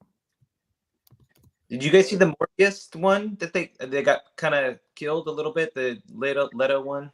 I don't know if you guys saw. I didn't get a chance to see Morbius? it. Yeah. Oh, the Morbius movie? Nah, I watched part of it. I couldn't get through it. It was so fucking bad. I watched maybe more than half of it, little more than half of it, and I had to. It was bad for me. Somebody wrote a vampire movie, and in order to make it a better movie, they added Morbius to it, thinking that'd make it better, and it didn't. And you can tell, it's just not. Yeah, I mean it's watchable, but it ain't the Morbius we know. It ain't like what we used to. If you're a comic fan, you'd be kind of disappointed. Yeah, I saw it. Moments it looked decent. I mean, I always like Jared Leto. I always think he's a fantastic actor. So they're doing a new Blade. How'd you like him as the Joker? How'd you like Jared Leto as the Joker? I mean, after Heath Ledger, it's like I rewatched Dark Knight with my son, and it was just. I was like, this is the best performance ever in a comic book movie, easily, like just far and away. He's so good in that. But yeah, he was good. I mean, Jared Leto was good. He put his own little twist. But Yeah, I like his little twist on it. I really do. I really do. I really like his little twist. I think that in the future, whoever's gonna play Joker, because you know they're casting for things like that now in this new DC universe they're making. They're casting Lex Luthor, they're casting Lobo. They're doing a lot, so we don't know what we're gonna get, but it's gonna be interesting. And outside of the Jaquan Phoenix musical that's gonna come out, what our next Joker's gonna be like. it's gonna be a musical? No. Is it really gonna be a musical? Yeah, it's gonna be a musical. Yes, sir. Oh, Yes, sir. 100%. Is what a musical? Tap dancing shoes on. Yes, sir. What? What's a musical? Oh, Joker? Yeah, Joker 2? Yeah, Joker. total musical. What's her name? Yeah. Lady Gaga. Lady Gaga. Yeah. Excuse me. Yeah, Stu, I know you got to go fight crime. I appreciate you chilling and kicking it with us, of course, as long as you could. Yeah. But yeah, that shit looks dope. it's literally gonna be a musical? Yeah. Nah. No, literally, it's a musical. Yes, sir. 100%. Literally, Lady Gaga is in it. It's literally a musical. I don't know how much of it is songs and how much of it is going to be movie, but it's definitely billed as a musical. Wow. Yeah. Wow. I don't know how they thought. I hate musicals. What, you like them?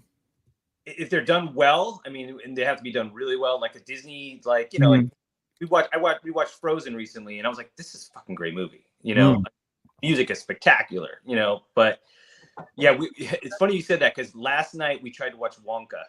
I don't know if you guys saw that, and it starts off as a musical. Not in the original Willy Wonka and the Chocolate Factory. It just didn't work, man. I don't know. Yeah. I felt like the kid that they picked to play him, I felt like they picked him because he kind of looked like Johnny Depp in a way. He looked like a young Depp, but he doesn't play. He's not Wonka. Like, he's not whimsical enough. He's too normal. He's too down to earth. He's not Gene Wilder. And Johnny Depp goes way out. Like, he's Johnny Depp. I like that he took a chance, you know, and new kid for some reason just threw away everything and was just like, no, this is gonna be a happy-go-lucky guy. I'm like, this is not, you know. Well, John, because Wonka's dark. Johnny Depp was more of a neurotic. Yeah. And then you had Gene Wilder. Gene Wilder was cuckoo. Yeah. Crazy. You know what I mean? So difference between them. He didn't give put a take on it. At least I mean, I was watching the first 40 minutes of it, and I was just like, dude, this is just, you know, it's just flat, you know, like it's flat. He needed to really carry that movie, and he just didn't, you know. Yeah, he he just doesn't have that. I don't know if he you know, maybe he's too young. He's afraid to go out on that limb and just be too weird or whatever. I don't know, but he was just the wrong guy, because I know there's actors that would have not been afraid to go there. You know, of course, plenty of them. Oh, that movie was Shadow of the Vampire. Yeah. Yes. That's what it was. Yeah, fantastic. Yes. Speaking of sequels and movies that maybe should have been left alone, Big Trouble in Little China, one of my all-time favorite 80s, you know, just bullshit fun movies. Big Trouble in Little China, like, legendary to me, man. That's where you get Raiden from, like Mortal Kombat, Shang Tsung, all of that shit comes from Big Trouble in Little China. But yeah, Kurt Russell said that he's open to the idea of reprising his role as you know, the main character in Big Trouble in Little China 2 if the script is better than the first one and if John Carpenter agrees to direct, because obviously he did the original. He's still I don't know, he's like really old at this point, but talks of Big Trouble. I mean, even Kurt Russell's old as hell, but Kurt Russell is great in Monarch, by the way. A show right now that's going on about Godzilla. Oh, very good.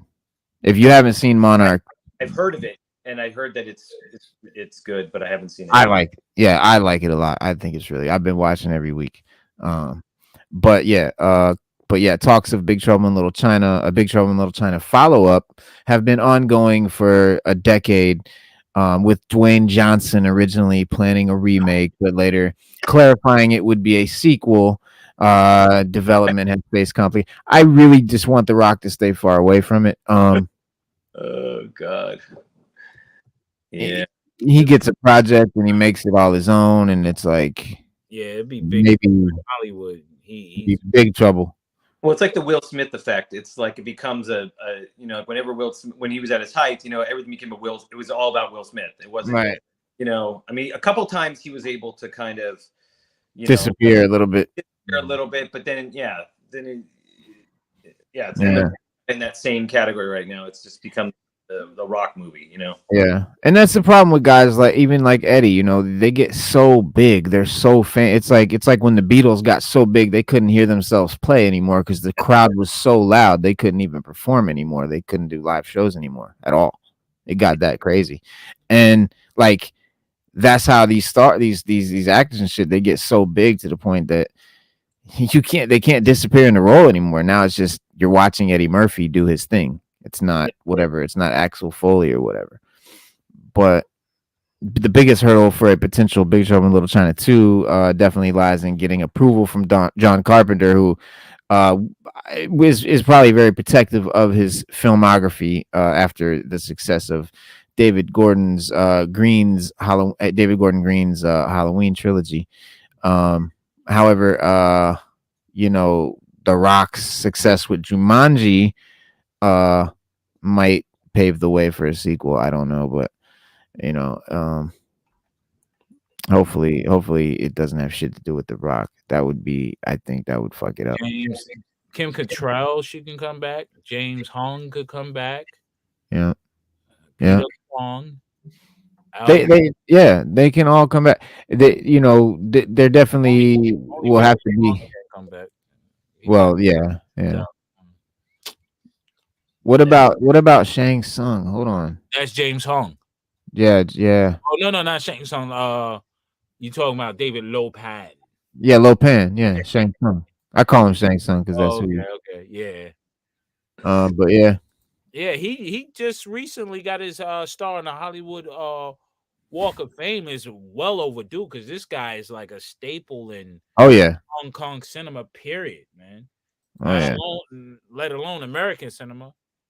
So anything to do with any like kung fu movies, he's always in them.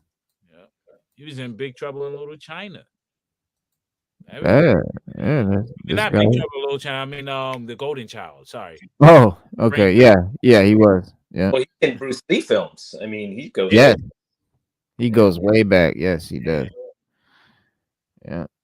A lot of movies. Yeah, like the Asian version of Samuel L. Jackson in a way, as far as him being in all types of roles in movies, TV shows. He's the guy. He's the legend. Yeah. Well, yeah. I mean, the talks of this movie have been swirling through, around Hollywood, especially since The Rock had the idea or decided and announced that he was going to develop a remake of the the cult classic back in 2015, and planning to star as Jack Burton and produce the project. I do not want to see The Rock as Jack Burton. Oh, hell no. What the fuck? Bruh. Jack Burton is fucking Jack Burton. You can't be Jack. Kurt Russell is Jack Burton. He created the character, in my opinion. It's only funny if he's doing it. Did with Clive Barker, right? There's just some actors that can't be, you just can't reprise. It's like, there was the curse of the Solo film. I mean, it's like you can't Harrison is Solo. There's no guy that's gonna pull it off. The guy the guy was good. I mean, it wasn't like he sucked or anything. It was just he didn't act like Harrison Ford. Yeah. And that's the thing. You can't try to act like Han Solo. You have to act like Harrison Ford. Yeah. Yeah, that's the same thing with the Jack Burton. That's not Jack. That's not Russell. Right, that's what I'm saying. Name there. Exactly. came close is when it was funny because I was just talking about this with somebody about the Superman Returns. You know, I mean, that kid really did channel Christopher Reeves, and he did an amazing job, and the film did do well. But I was just like, dude, I mean, if you're gonna, do that, I mean, go for it. Yeah. Well, development has seemingly gone dormant in the years, since The Rock's made that announcement with the $7 Productions president Hiram Garcia clarifying in 2018 that it would be a sequel, not a remake. Therefore, obviously The Rock can't be Jack Burton, but his most recent update came in 2021, though proved far more cautious, as he indicated complications preventing him and Johnson from moving forward with it. He said, "So needless to say, we are still working on making that happen, but as with any great project, the road is not easy, but we are sticking to it. We are going to figure out a way to continue with the story of Big Trouble in Little China." Again, man, if The Rock is even in the movie, definitely if he's Jack Burton, I don't want to. I won't watch it. But if he's in the movie, I really am not excited about it. Yeah, because it's going to be a Rock movie. Yeah, and I don't want a Rock movie. I want a Big Trouble in Little China movie, right? It's hard when you his level of being the hero. It's like taking Schwarzenegger in the mid 80s or exactly. And making him a secondary character. You can't. Once Schwarzenegger is in that movie, it's all about Schwarzenegger. I mean, even if you have the best intentions, it's like it's going to be a Schwarzenegger film. Right? Yeah. Exactly. He's the top billing. Yeah. Yeah. I mean, they're too. He's too big. He's too famous and too big of a name to not be the main star. They just. If he's at that age, I mean, Kurt Russell. Be right back. That was Kurt Russell 70. I mean, he's got to be. I mean, how much action can that dude do? Yeah, exactly. So I get it from that point. It's like there's only so much he's going to be able to really do, especially as an action film. Yeah. So I mean, you're going to have to bring somebody in to do to pull off some of the action stuff. So I get it from that, and not make it look like he's not doing it. You gotta make it look like he's really doing those stunts. Yeah. Well, that was they tried to do, not the most recent Indiana Jones, but the one prior. They tried to hand it to Shia LaBeouf and make him kind of pull off the actiony stuff and keep it more about that. But then it doesn't work because it's not about Indy. Exactly. It's a real hard thing for action stars to age. It's just. It's like how female stars. Yeah. I think The Rock would be better served if he go back into the sci-fi realm at this point. We're tired of the Fast and the Furious type stuff and all that. Go back in sci-fi, because you did Doom. Why don't you do an alien movie? Put him in an alien movie or something like that. Yeah, like a Predator or a Predator film or something to that effect. Fight a creature that's bigger than him. Let that creature stand out more. And that's his greatest obstacle, Yeah, I don't know if he's still in the G.I. Joe universe, but they're getting ready to do the G.I. Joe Transformer crossover joint. Yeah, I was gonna ask about that. Did he die in those? I don't follow G.I. Joe very much, but no, he didn't die. I think he has something in his contract where he can't die or something in the movies. Yeah, no, really. No, seriously, like I think there's something like these guys have these things. Oh, maybe in his new contract, because when he was in Doom, he was boom gone. Speaking of G.I. Joe, look at this bad boy. Oh shit. Bruh, I love it so much. I figured out because Dusty is a character, is a figure that I passed on because the goofy ass bucket helmet that they gave him. Yeah. It looked like an upside down paint bucket on his head. But it's supposed to be like this, like a cloth. Yeah. It's a desert scarf thing over his helmet. That's how he's always had it.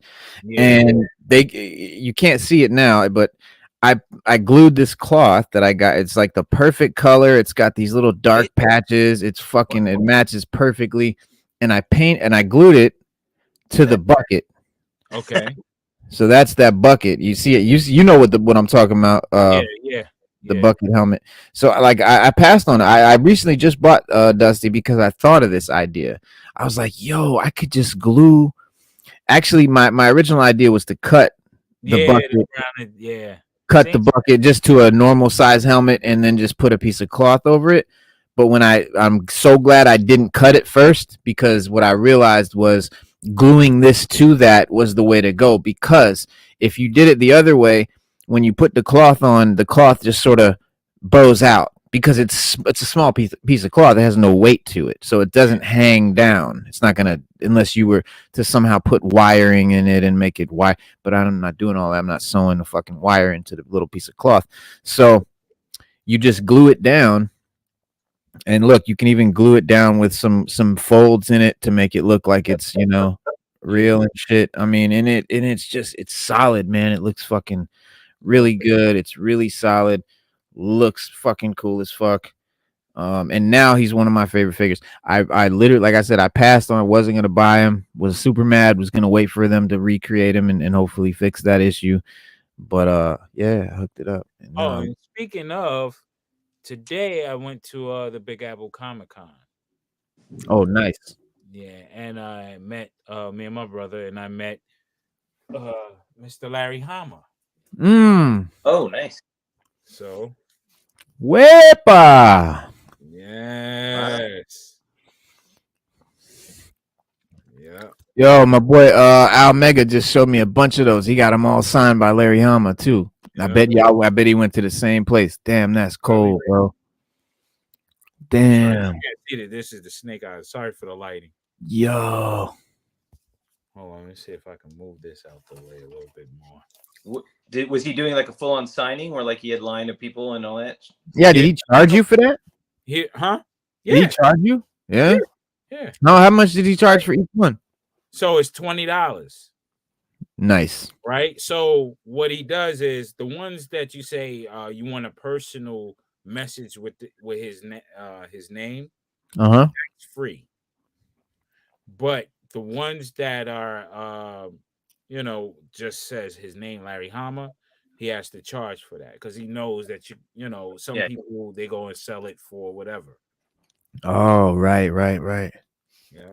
So he was talking. My brother bought his action figures, like he does the 1/6 scale customs. Right. So he brought the Tunnel Rat, which is Larry Hama. That's his avatar. So wow. And Xandar, and he signed his the bases and stuff like that. He posted on Instagram. Yo, that's one of my favorite covers. Yeah, man. And of course, the OG. Yep. So that was the adventure this morning, going there and getting there at around 10:30, 10:45, and man, that is lovely. And I gifted him a shirt, the Viper in the Jumpman pose. I mean, so he really dug it. He was like, whoa. I was like, yeah, he was a great guy. And he told me that, because I asked him about the G.I. Joe, how he came along with it. He said, the four main, these are the four main focus of why he wrote G.I. Joe. The characters. It was always about Snake Eyes, Scarlet, Storm Shadow, and what's his name? The blonde guy, right? Stalker. Yes, he said those four those are the main characters to him in G.I. Joe. What, Duke? Everything else was just wow. Yeah. And then he also said about, because I had to ask him because he was in the movie. He was in the Snake Eyes movie, And I asked him, was there more that you would wish that they put into it that you didn't see in the outcome, the output? Was there more that you hope they put in? He's like make him not talk. How about that? He was like, yeah, there's a whole bunch of stuff that they could have put in, but Hollywood has a way, and the people in suits have a way of changing things, not for the better, but just to make things move along, instead of getting into details. So, he was like, yeah, it could have been better, but Well, we had a couple of laughs. the Snake Eyes thing is when I saw the first poster for it, he didn't have the mask on. There was no mystery, there was no intrigue. It's like the whole reason our generation fell in love with Snake Eyes is because he was this enigma. Yeah. And all of a sudden promoting it without the enigma. It was like I was shocked. I mean, I'm not like I love I loved G.I. Joe as a kid, but I didn't follow it forever. But I just couldn't believe that they took that whole part out. Like they took his whole basis of his character. Yeah, the whole foundation of what made him cool was, you're right. Like they could have totally found a way to work. I mean, look what they did with Mandalorian, keeping him mysterious, for seasons. And great. Remember the story from the comic. Yeah. That injury in Vietnam. Oh yeah, the whole thing with the so him having a disfigured face, yeah, later on getting plastic surgery, of course, but it was just they had to switch it up to fit into what is expected now today. They couldn't go that extreme, like bringing it back to Vietnam and making it. Yeah, it would have made it more grittier of a movie instead of a family quote unquote movie. Well, that's the issue they had with the too. They wanted. I always dreamt. Yeah, that's dope. That figures. Yeah, I got this one here. My gentle giant, old school. Oh, yo, that's the OG. There he is. Yo, that's the original. Yeah, no, but the Gentle Giant did the large version, which I think is right. Yeah, that is awesome. Yeah, I mean, and they have the original artwork and everything. They're incredible. Yeah. That is really dope, man. Yeah, Gentle Giant has some cool. You know what? They have a series right now that is the Scotty Young figures, but they're like they're this big and they're 50, 60, 70 bucks. So I can't do it. Yeah. I can't do it. But I really want to because can't see, but Scotty Young, I'm a big Scotty Young fan. But yeah, I like that too, man. That there's some, and then there's some Marvel 12-inch that I didn't know Toy Biz made that look incredible. They're Marvel Legends, and they're like they're 12-inch and they're really detailed. They look like 6-7-inch Marvel Legends, but they're 12-inch. They don't look, like 12-inch toys look usually. the Wolverine and the childish. They don't have any articulation. They're for little kids. Yeah. Yeah, I'll show you right now. It's funny about the whole Snake Eyes thing. I think one of my friends was looking forever because they did the smaller 6-inch. What are the 3 and 3/7, 3 and 3/4? They did that version of it with Snake Eyes and Storm Shadow, but it was all based on that legendary run that they did with the the origins of the two. So it came with the backing had the classic issues, and it had one of each figure, and he was looking forever. I guess it was like some limited edition they had come out with wow, of the two Hasbro figures with that. Yeah, they yeah, I'm huge. I'm real big on these these classified the 7-inch G.I. Joe, that they're 6-inch G.I. Joe line that's going on right now. I think it's the best line out right now. Looks good. I actually, to be honest, it's the first time I've seen it. So they're amazing, dude. I've got all the original characters so far that they put out, that you kind of can see all these, that whole shelf, that's all G.I. Joe. Still these, right? Oh yeah. Let me see. Oh, there you go. Oh yeah, those are dope too. These are the 12. Yeah. I think those are. I think that's them, but I'm gonna show you the ones I'm talking about. Watch. Because they have Captain America, they have Iron Man. They the Toy Biz ones, I do know they had those too. They have them in almost in an octagon type of packaging, maybe. Here, I'll show you right here. Yeah, they were called Marvel Legends Icons. Icons, yeah. Yep. Yeah, and they're dope. My son bought one, which is a smaller version of the action figure, but I guess the 4 or 5-inch ones. And they did one of Amazing Fantasy 15. Oh yeah. So they did like a Ditko version of Spider-Man just from like that cover, which was really cool. Mm-hmm. There are these cool variations that they do. I know. Yeah, that's the Toy Biz one. Yeah. Mm-hmm. It's about time they came out with some good Marvel ones, man. They've had the worst Yeah. for years. They've had the worst sculpts, and I'm like, Yeah. that Marvel. I mean, These are great. yeah, And for a 12-inch, these are great. For a 12-inch, I'm gonna get these like straight up. I'm getting these. I like that black. That's The sick. Daredevil. Yeah, man. And then so here's the packaging. Here's one in the package. Yeah.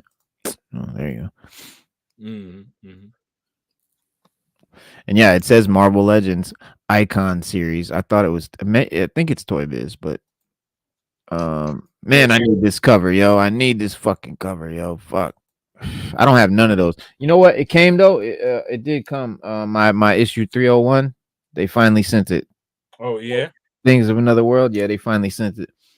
They sent that and these couple ones that came with it. Dark X-Men. Mm-hmm. Children of the Vault #4. Children of the Vault is really good right now. And then this Wolverine with Moon Knight on the cover. This is a really, really, really, really, really cool cover. Yeah. I gotta show you this cover. It's fucking sick. Oh, that is nice. Yeah, that's crazy. Beautiful. Oh yeah. Nothing special about these, but You know, one of the nice things I think, and I guess this happened for. What's nice about the comic industry right now, it is so diverse. Like, you know, it used to be that there was only one or two guys that doing painted cover. It's a whole variation of tons of them. Yeah. Guys, kind of hybrid guys, the real ultra digital guys, and then you got these guys that are literally doing like these beautiful paintings. It's incredible. Yes. Oh yeah. Especially when you look at like Alex Ross. Yeah. He The shit he's doing. He's like the Norman Rockwell of comics. Yeah, he's the godfather of that stuff. Yeah. You know, I guess there was some guys doing it before, but it never quite became mainstream. But like Joe Jusko and some of those guys. Yeah, Jusko. Yeah, Jusko. Yeah, Jusko is amazing. Yeah. Wow, look at this. $344 for a graded 8.0 vintage Night Creeper. I mean, wow. you know, for me, that artwork is great. Grading toys is like grading You comics. don't like grading the toy grade? I don't agree with graded toys. I just think, I mean, I understand. Well, they're grading the packaging and everything. Yeah, I understand that, but then I'm like, man, come on. Don't they grade the bubble or something? Yeah, all that. Yeah, everything is graded. The bubble, the packaging, the paint, the glue, all that shit. Yeah. The figure inside, if it's sun faded or whatever, all that. One of my friends who's a huge avid collector of the Star Wars guys, he said something that kind of shocked me, and it's so true. At some point, you know, these older, you know, figures, like these older G.I. Joe figures, are going to, you know, those rubber bands like basically give out. Right. Rubber started to, on a lot of these, starting to, you know, degrade. Yeah. So like see them in the packages, but they'll be slumped over, you know, and so it's almost like, yeah, you've held on to them, but you know, they're almost, you know, just they're falling apart. It's crazy. Yeah. So what I just noticed, this is a Fun School. This is a Russian version. Yeah. So if you look at the figures on the back, they're all in Russian. Yeah. Oh wow. See the card there's in Russian. Oh, yeah. Indian or Russian, yeah. It's Russian. Yeah. Yeah. Here's an OG fucking. This can't be an original. Wow, 1977 OG fucking Obi-Wan.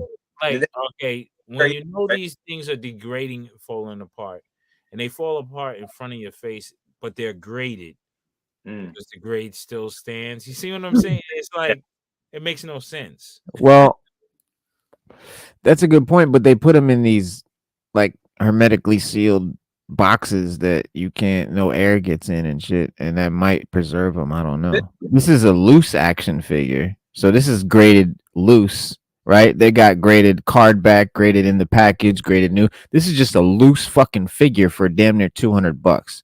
That's amazing, just because it's graded. If it wasn't graded, you could not get $182 for it, and that's what grading is all about. Just about the collector being able to sell it for more. Here's a great example. Here's the same figure, beautiful condition, $49 because it's not graded. I think there's just that sense of getting your money's worth. I think for a buyer, like, all right, I know that this, that this has been. Yeah. Yep. It's knowing. Yeah, you're right. It's Yeah, and there's another one for $26. Right. But yeah, exactly, Vinny. That's what it is, man. It's about knowing that it's a certain condition. Yeah. But this is a whole separate conversation, but it's amazing how much power these guys have now. Like this. I mean, it's like, I mean, nobody really cares much about the comic industry, but you could easily make a monopoly, conversation around that. It's like they literally have full control if they decide, whatever. Oh yeah, CGC and the graders and the pricing guides and all of that. Yeah. They set the fucking And price. it's all for perceived value. And that's all it is, perceived Well, value. it's what will someone pay for it. That's it. Yeah. That's what a collectible is worth. What someone will pay for it. Yeah. And what's happening now is that especially with the newer stuff, is that you're having to find these variants, because there's so much, it's now so mass produced and whatever, and you can find all that now. Like, I don't know if you guys, I'm sure you guys remember when eBay came out, it was like, I don't know. I mean, it had so many upsides and so many downsides, but it was like the lure of finding something was gone. Yeah. It's like, remember you would have to go from shop to shop to find right of your Wolverine 3, and now like type it in, and there's 50 of them. Have it, Yeah. It does. It takes away the hunt. But still. But it's great. It creates like, all right, now there still is a hunt, and you really luck out if you find it. Yes. In the wild. Well, one example that I have for that is this Alex Ross, the Iron Man head. Scale one. Yeah. So they stopped producing them because the paint would start to flake eventually. Right. And so it was one of the only things, when I was single and didn't have kids, that I would look for that I just couldn't find. It, like, never came up on eBay. I mean, it might be up on now just randomly, but it was super duper hard to find. And I remember when it finally popped up, and it was one of the ones that actually had the paint on. I just flipped out, but it was just like, that's the type of thing now that that you have to find that thing that not only is just not easy to get. Yeah, absolutely. What's the name of it? That one. The Dynamic Forces did it. Here, I'll show you guys. What, Alex Ross? What issue? What if I looked it up on eBay? He has the There's right there. Wow. It's a full scale, and it looks dope. I mean, it's the most. I think it's his best sculpt. It just has that classic Iron Man look. That's like one of my favorite iterations of Iron Man. Yeah, I had that issue. Now, if you see at the top, there's some flaking now. See that? Now, that wasn't there when I bought it, but I took it in and out of boxes over the years, and it started to happen in mine. So I bought it, I think, at the time, like $600-700, and now it's probably worth $4 or $5 just because it's it's got all that flaking. Yeah. But it still looks amazing.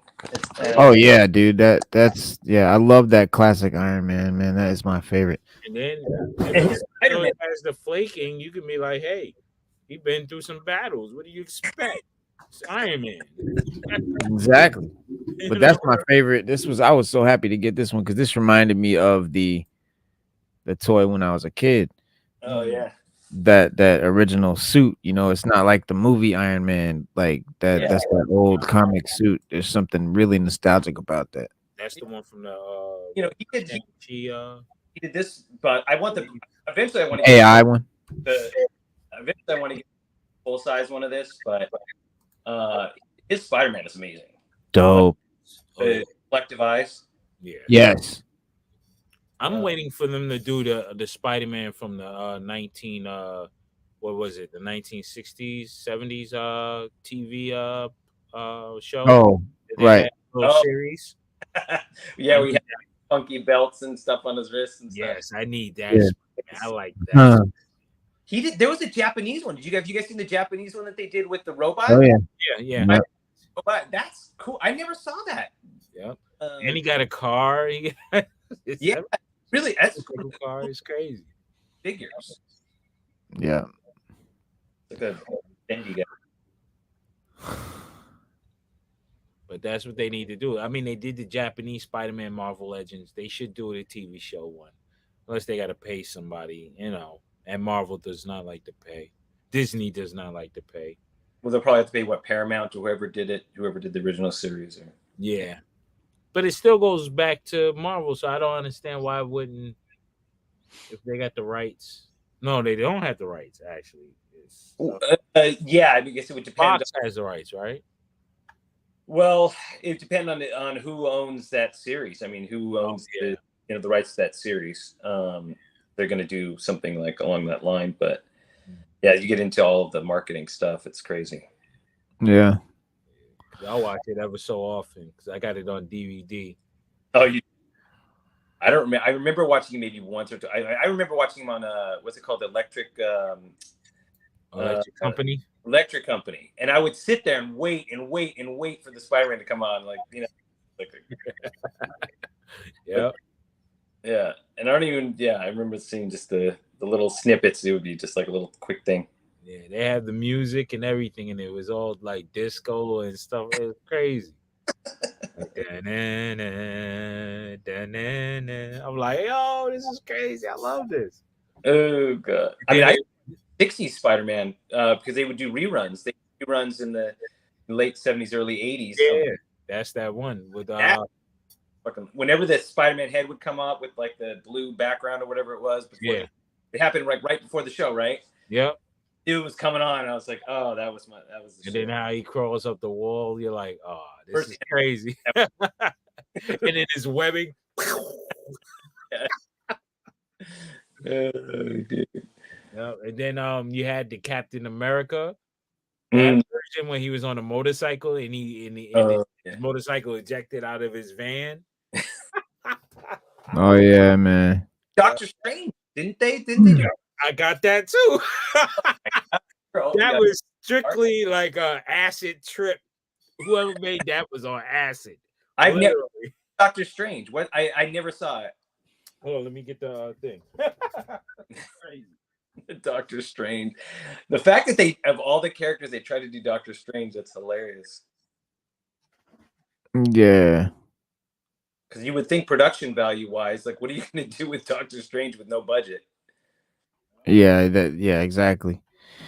It's not one of those characters that you can just do without special effects. Yeah, it's like you're pretty limited there.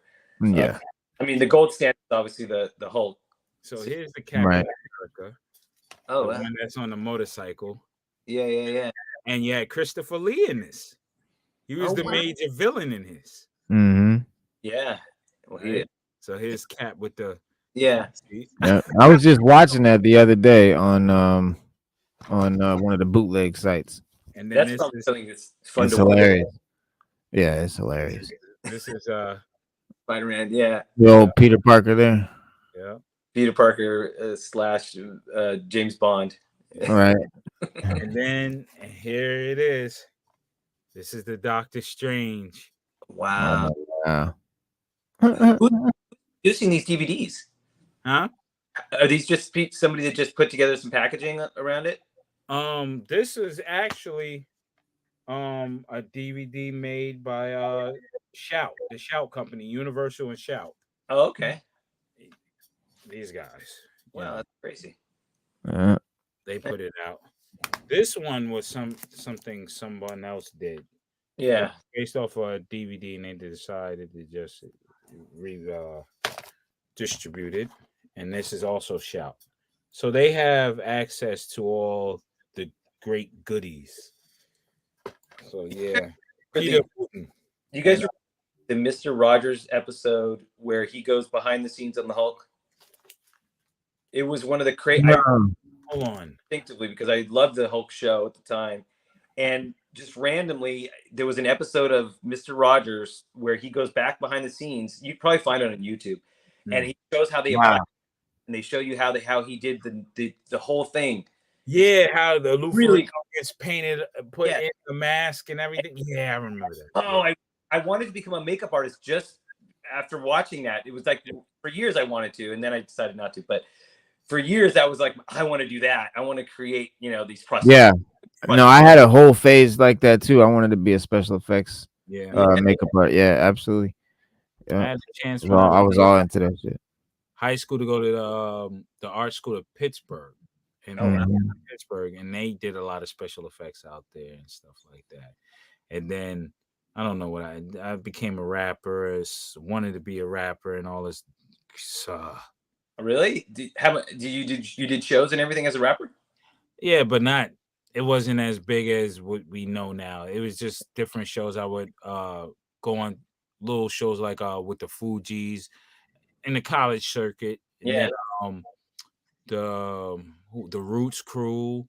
Wow. Gangstar at the time. So it wasn't nothing big, but I was trying to come up, me and my brother, but it was mostly me in the beginning. Yeah.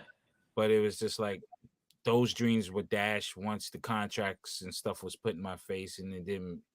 The whole scene was kind of awkward. Yeah. I didn't go with it, and I just stuck with graphic design and apparel designing and stuff like that. Yeah. Yeah, I think we all the 90s. We go through that phase. Like I know I definitely had that phase. I opened up for Lil Wayne and Trick Daddy, and I went through the film school. I was gonna go to FSU and all of that. Yeah, same thing. But I just Well, you weigh out, right? You weigh out like, is this the lifestyle I want? Is this, can I put up with this bullshit? Can I not put up with that bullshit? For me, I kept putting it. I kept saying I can do it later. And I didn't do it. That's what fucked me up. And I had one foot in the street, and it just you can't do it that way. It just obviously didn't work. But here we are, you know what I'm saying? We doing this instead.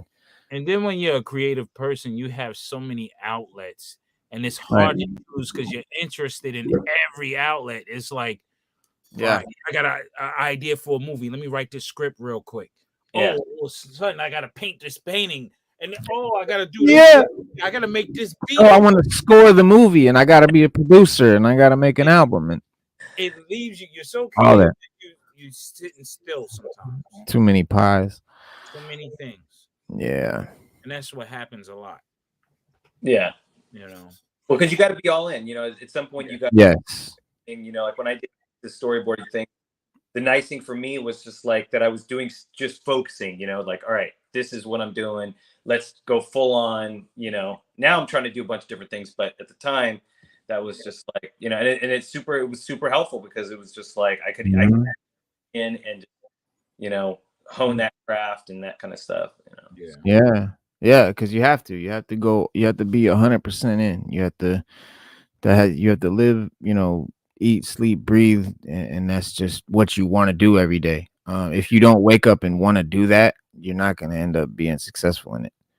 Yeah. If you really love it, you got to love it. That's the whole thing. I mean, do what you love. But I think success is exactly that. It's if you're doing something you love and you make a living. Yeah. Well, I think that well, I don't want to say apex, but there is that crossing point where you got to be good at it. Yes. There's a lot of people that like won't give up on the dream or whatever. Like at some yeah. point, Yeah. Like you can't sing. I know you love it, but it doesn't sound good to the rest of us. Not there, then you have to have the wisdom and the foresight to say, you know what, I'm good at this, but maybe, it's just not happening. Well, that's what happened with a lot of situations. It's like, you know what, I'm like, maybe I'm better. I'm more of a behind the scenes guy, but at the same time, I'm a performer at the same time. So it's like, yeah.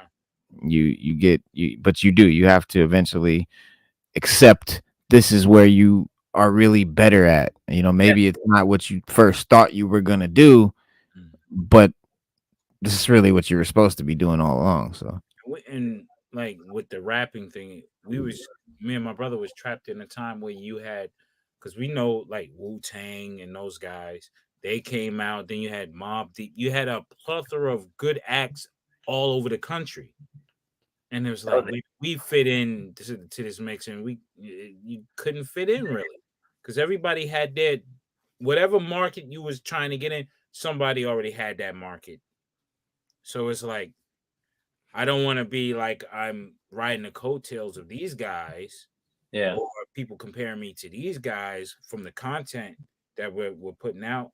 Nah, it ain't gonna work because they're always gonna win because they're the most. They have the labels behind them. They have like the whole full machine. Yeah. And you're just coming up under that. It's like now you got a lot of rappers and entertainers that are good, but they're no longer doing anything. They're just doing regular jobs, you know. Yeah.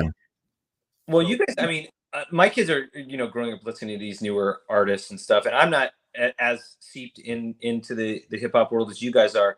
But is it just me, or is it just like it's really fallen off to me? I don't know. I mean, It's not just you. mumble rappers, I just don't get.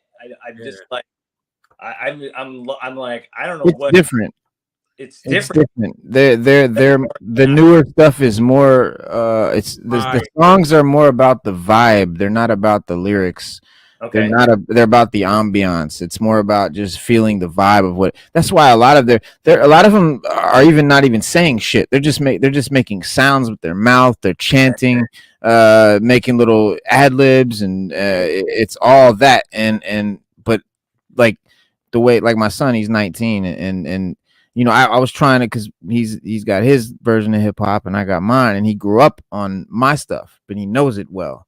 Yeah. And so we try to, you know, we trying to, you know, be on the same page and understand, you know, each other's music and whatnot. And one day it hit me, and I said, okay, y'all, it's not about the lyrics, it's just about the vibe. Yeah, And he's like, exactly. He said, you figured it out. He said, that's exactly what it is. He said, I couldn't have put it into words, but he said, that's what it is. He said, they're not, your stuff is more focused on what we're talking about. I'm telling you a story, or I'm reporting the news, or I'm giving you a message or something. There's something coherent that you have to listen to, and I'm giving you something. Today, the music is more akin to techno in the way that it's just the vibe. It's just you're just getting the feeling of it, and it feels like rap. It's like it's the vibe of rapping, but it's with not really rapping. It's hard to explain, but yeah. That's a great way to put it, because I'm trying to make the connection to like why this is even out there. Right. Because what's the appeal? I'm trying to get it, but that's what it is. Like their version of getting an adrenaline rush in a way. Like, okay, you like when we get in our cars when we were younger, you want to hear something that make you want to go fast in your car. Like, I want you know, a rush. They do that with the music when they go to parties and stuff. I just want to have a rush and just get crazy. Yeah, they get an emotion from it. Yeah. Because they come out of the emo era too, where emo music and you had guys like Trippie Redd and you know, Juice, Juice, and a lot of them died, you know, XXXTentacion, and that whole vibe, and that came out of the emo era, which was the emo music, emotional, which is short for emotional because it's sad. It's all about like heartbreak and you know, depression, and I'm feeling sad and no one loves me, and this kind of vibe and shit, and they really, that was the whole vibe. And so it comes out of all of those places, and you know, the music today it's so different. Like, because I remember my parents and you know, the generation before us, to them hip hop itself, they were just like, it's not even music. Like, it's a fad. You're just taking our music and like remix and like and scratching up my record. Like, what are you doing? Like, you're just you know, it's just they couldn't get it. And it's the same thing, because like eventually, you know, I could bring that earlier generation around and get them to see the art behind hip hop and how it, you know, what it, especially, you know, the way hip hop evolved in the 90s and really became what it is, you know, because I think hip hop in the 80s, it was still becoming what it needed to be. I think 90s is when hip hop became what it was, and it's like the golden era, the best era in my opinion. But Yeah. speaking of eras, and ages, we're gonna do a new segment. I know, guys, we've been on for like 2 hours and 10 minutes. We're just kind of riffing and hanging out, having a fun time tonight. But this is the DC Power Hour. That's the vibe of the show. We did talk a little bit about Marvel and stuff, which is a big no-no on Saturdays, but we did it anyway because, like I said, we're just vibing. But it is the DC show, and so on our DC show on Saturday, we're gonna do this a little segment, the DC Comics Encyclopedia. We're gonna bust it open, and we're just gonna go through it inside alphabetically. Because the reason we started doing this show, this episode, this DC Power Hour is because, well, first somebody accused us. They said, "How come you guys hate DC?" I'm like, "What do you mean? We don't hate DC. We always talk about Marvel." And if you, well, yeah, I love DC. Go look at them short boxes full of DC comics, and they're like, "Well, you know, you never talk about them." Yeah, we talk about, you know, we name like a bunch of Batman stories, and they're like, "Yeah, it's all Batman." And they're like, "You never," and I'm like, "Well, you know what? You're not wrong." And so I said, what we're going to do is I'm going to, just because you said that, I'm going to do a whole show just about DC. And we're not going to focus on Batman. And I've learned so much about DC though, because I'm a Marvel guy. Like I didn't grow up on DC. I grew up on, like, DC is more known because of the cartoons, the Justice League, and the villains and all. But it still, when it came to comics, I was X-Men, I was Spider-Man, I was definitely more of a Marvel guy, and I've learned so much about DC, man. And so I thought it would be dope, and we're gonna actually go through this book right here, and every episode we're just gonna go to the next letter. We're gonna go through this joint alphabetically, A to Z. We're gonna learn everything about DC, one character at a time. So each episode will just pop on. Well, boom, we're going to do the DC segment, and we're going to read that letter, the next letter in the thing. So the first letter will be Argus, A.R.G.U.S. And we're going to get to that in a second. But first, I think we're going to bust out the timeline. All right. So this is all about DC right here. This is the DC timeline. This is what the history of DC Comics. Nice. Written by, and this is there's a foreword by Jim Lee on here. This is a great book. This is all like official DC, by, you know, DC sanctioned and all of that. So this is all official. Everything in here is completely factual as far, you know, as told by DC Comics themselves. Brief history of the DC universe. The DC universe, the DCU, with its multitude of characters, stories, and events, may seem a little daunting to new readers and fans alike. To aid travelers on their journey through this universe, this timeline highlights major turning points in DC's long and dynamic history, from birth to rebirth. DC Rebirth. The starting with the Golden Age right here. So Golden Age, you start off, obviously, Action Comics number 1, 1938, the world's first ever superhero debut. Superhero debuts in the mighty form of Superman, the Man of Steel. His immediate success kickstarts the golden age of comic books. And that's real, not just DC, but comics, period. Really kick off at that point, especially superheroes. And then we got All-Star Comics Detective Comics, number 27. Shortly after, in 1939, Batman swings into comic book action, inspired by both Superman and the Masked Man, Pulp Fiction, popular at the time. Superman and the Masked Man, Pulp Fiction, popular at the time. I wonder who they're talking about. Maybe they're talking about the Spirit or some shit. Yeah.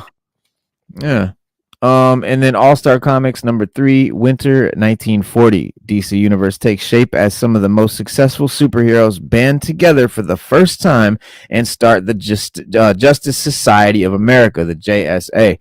Members include the recently created The Flash, Green Lantern, and Hawkman. And then you got All-Star Comics number 8, December 1941 to January 1942. The first truly iconic female superhero is torn from myth and transported to modern times. The amazing Amazon Wonder Woman. So they give you the big three right there in Golden Age. I'm sorry, Vinny. What'd you say? No. Cool. Oh, and then and I got the Marvel joint too. So Monday, y'all already know we're gonna do the Marvel joint, but we might get into the Game of Thrones joint too. But anyway, we on DC right now, so I'm gonna run through the history. Normally this will be a shorter segment. We'll just talk about that letter of the day, because if you look at this cool book, it'll be like right here, Anarchy, and it'll tell you about this character named Anarchy. And then boom, Angel and the Ape, boom, all about that character. Anti-Monitor, all about that character. Smaller characters like this, Anthro, here's one little panel about him. Apollo, there's one about him. All right, so these are each one of those is a little character. Animal Man, that's one character.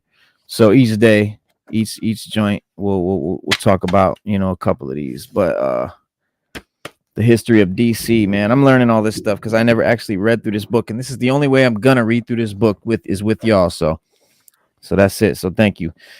Silver Age Showcase number 4, October 1956. Silver Age Comics dawns as the Flash is reinvented for a new era with the debut of Barry Allen. So y'all know Barry Allen, that's the main man. The original, in my opinion, is the OG. He's not the first Flash, but he's the Flash. 1956. Then boom, The Brave and the Bold, number 28, February to March 1960. The concept behind the Justice Society of America, a high-profile group of superheroes, is rekindled with DC's modern icons teaming up to form the Justice League of America. So that's it right there. In 1960, the JLA is formed. And The Brave and the Bold, that's also the name of James Gunn's upcoming Batman joint. And then we got The Flash number 123, September 1961. The multiverse is created when the Golden Age Flash comes face to face with his Silver Age counterpart. Such a good cover. Yeah, such a good cover. Yes. I wish there was a picture. The Golden Age Flash's reality would become known as Earth 2. So that's where we first got the multiverse separating Earth 1, Earth 2. And while the Silver Age Flash's world would eventually be designated Earth 1. Justice League of America number 21, 1963. DC Universe has its first interdimensional crisis when the JLA meets the JSA for the first time in what become a yearly team-up tradition. Detective Comics number 359, January 1967. Batgirl Barbara Gordon bursts onto the scene in her debut appearance, an independent, capable hero who fast became one of DC's most popular characters. When does this come? All right, so that's the Silver Age. Then we hop down to the Bronze Age. Detective Comics 395, 1970. Batman taken back to his darker roots in The Secret of the Waiting Graves. A momentous issue that helped usher in the Bronze Age of comics. Green Lantern number 76, 1970. A pairing of the Green Lantern and the Green Arrow brings comics up to speed with the problems of the modern world, serving up a healthy dose of social commentary. Remember that Green Lantern, Green Arrow. All that Neil Adams stuff is amazing. I think that's all Neil Adams actually they're talking about. I think it's Detectives Neil Adams too. I believe so. He was in the heyday right there. Yes, this is that era. Yes. Then we got New Gods number 1. That was dope. 1971. Kirby comes in, does his thizzle. The DC Universe gains a pantheon of new gods in an epic space saga set forth in a fourth world on the fringes of Superman's reality. DC Comics presents number 26, 1980. The Junior Justice League, known as the Teen Titans, comes into its own purview to their ongoing title, the New Teen Titans. And then we got to 1985. This is when shit really does change the game in DC. Crisis on Infinite Earths number 1, 1985. The Streamline to streamline the various multiple Earths that had formed in their 50-year history. Because what happened is they did that multiverse thing, and shit got real convoluted and got real complicated and crazy, and they couldn't unravel it. And they had written themselves into too many holes, and basically Crisis was a way to unravel the ball of wire that they had created, which is happening, is reminiscent of in the movies right now. We had all these multiverse things, things going on in the movies, and they wrote themselves into holes, and they had to cancel whole universes and start over again. It's crazy.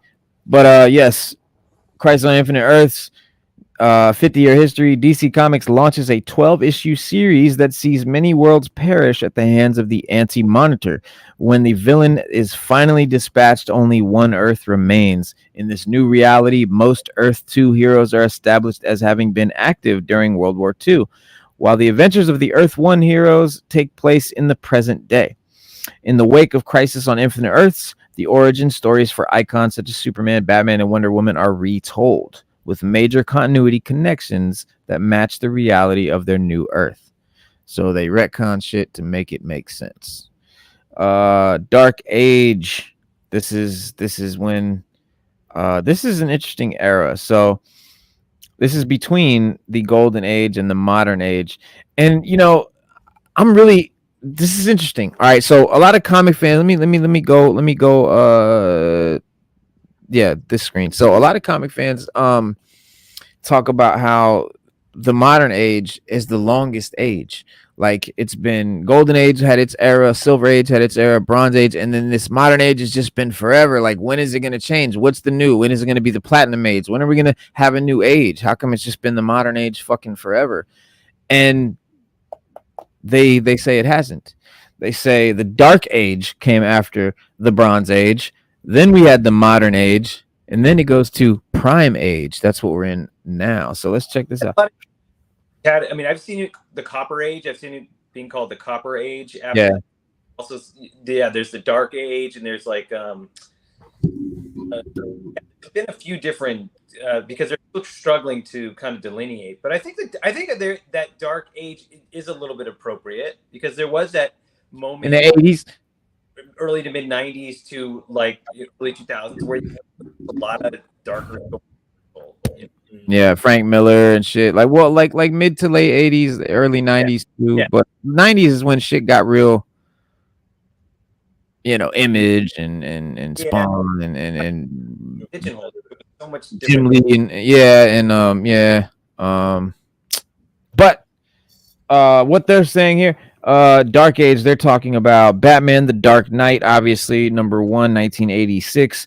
In a dystopian near future, an aging, embittered Batman steps over the thin blue line to battle foe and friend alike and bring rough justice to Gotham City. This landmark miniseries connected with a mature readership and set the content, tone, and style for the coming age of comics, Modern Age. So then I think this is really definitely one of the game changers in all of comics, period, not just DC. Watchmen number 1, September 1986. Another watershed miniseries. Watchmen put the meta into metahumans, updating superheroes for adult readers. Set on the brink of Armageddon, this elaborate murder mystery unfolds into a sprawling literary epic that would have significant impact on the DC universe and beyond, because the Watchmen changed the game across comics, not just DC. Yeah. So Reno, real quick, I got to jump off, but all right, brother. On the DC recommendation, go out and get this here, the history of the DC universe as well. This is the George Perez one that he did years back. Nice. Put a new cover on it. The new Alex Ross cover is great. Wow. Yeah, I've never seen it with that cover. Yeah. This is I just picked this up like a few months ago. But what's cool about this is that it has the timeline, but the timeline in comic book terms, like what happened with the characters, in like where does the Amazon princess, when was she born in relation to when Superman flew off of Krypton, you know? Right. So it gives you that timeline, which is kind of cool. Right. The artwork is just freaking awesome. I mean, this is George Perez, in my opinion. Very, very good. Yeah, this one. Yes, George Perez is the GOAT.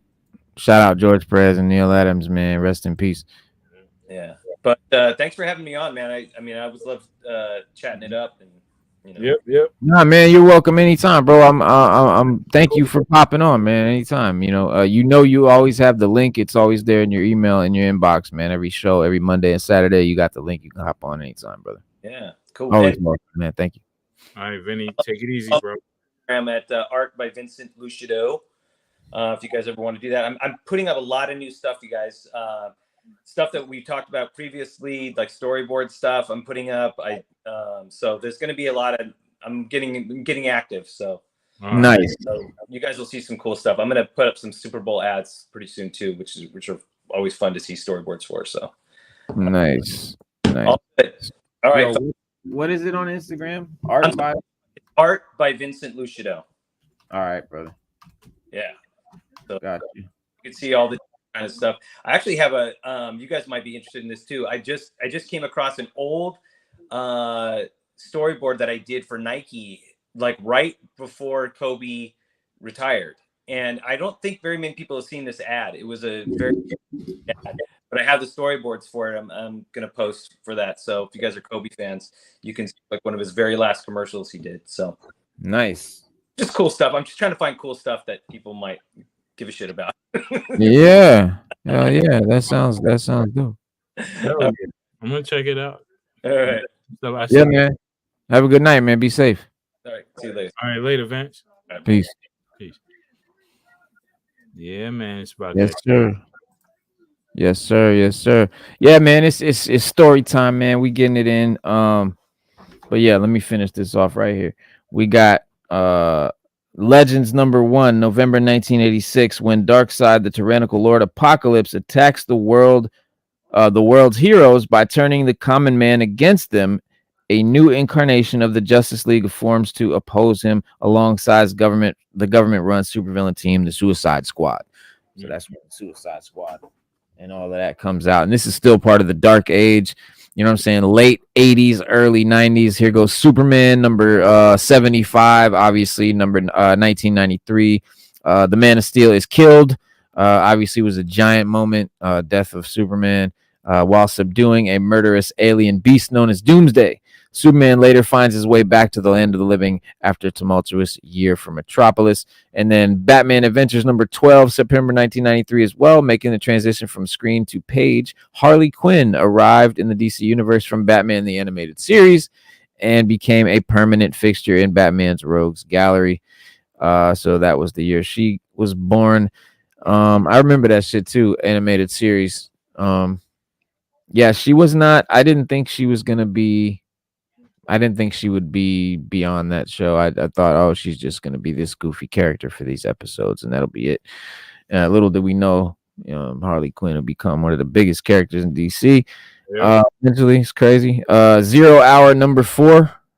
Big event, 1994, while DC Multiverse various Earths were merged into one during Crisis on Infinite Earths. Some lingering continuity issues are neatly tied up in the miniseries 0 Hour, which tells of the power-mad former Green Lantern Hal Jordan attempts to remake the world in his image.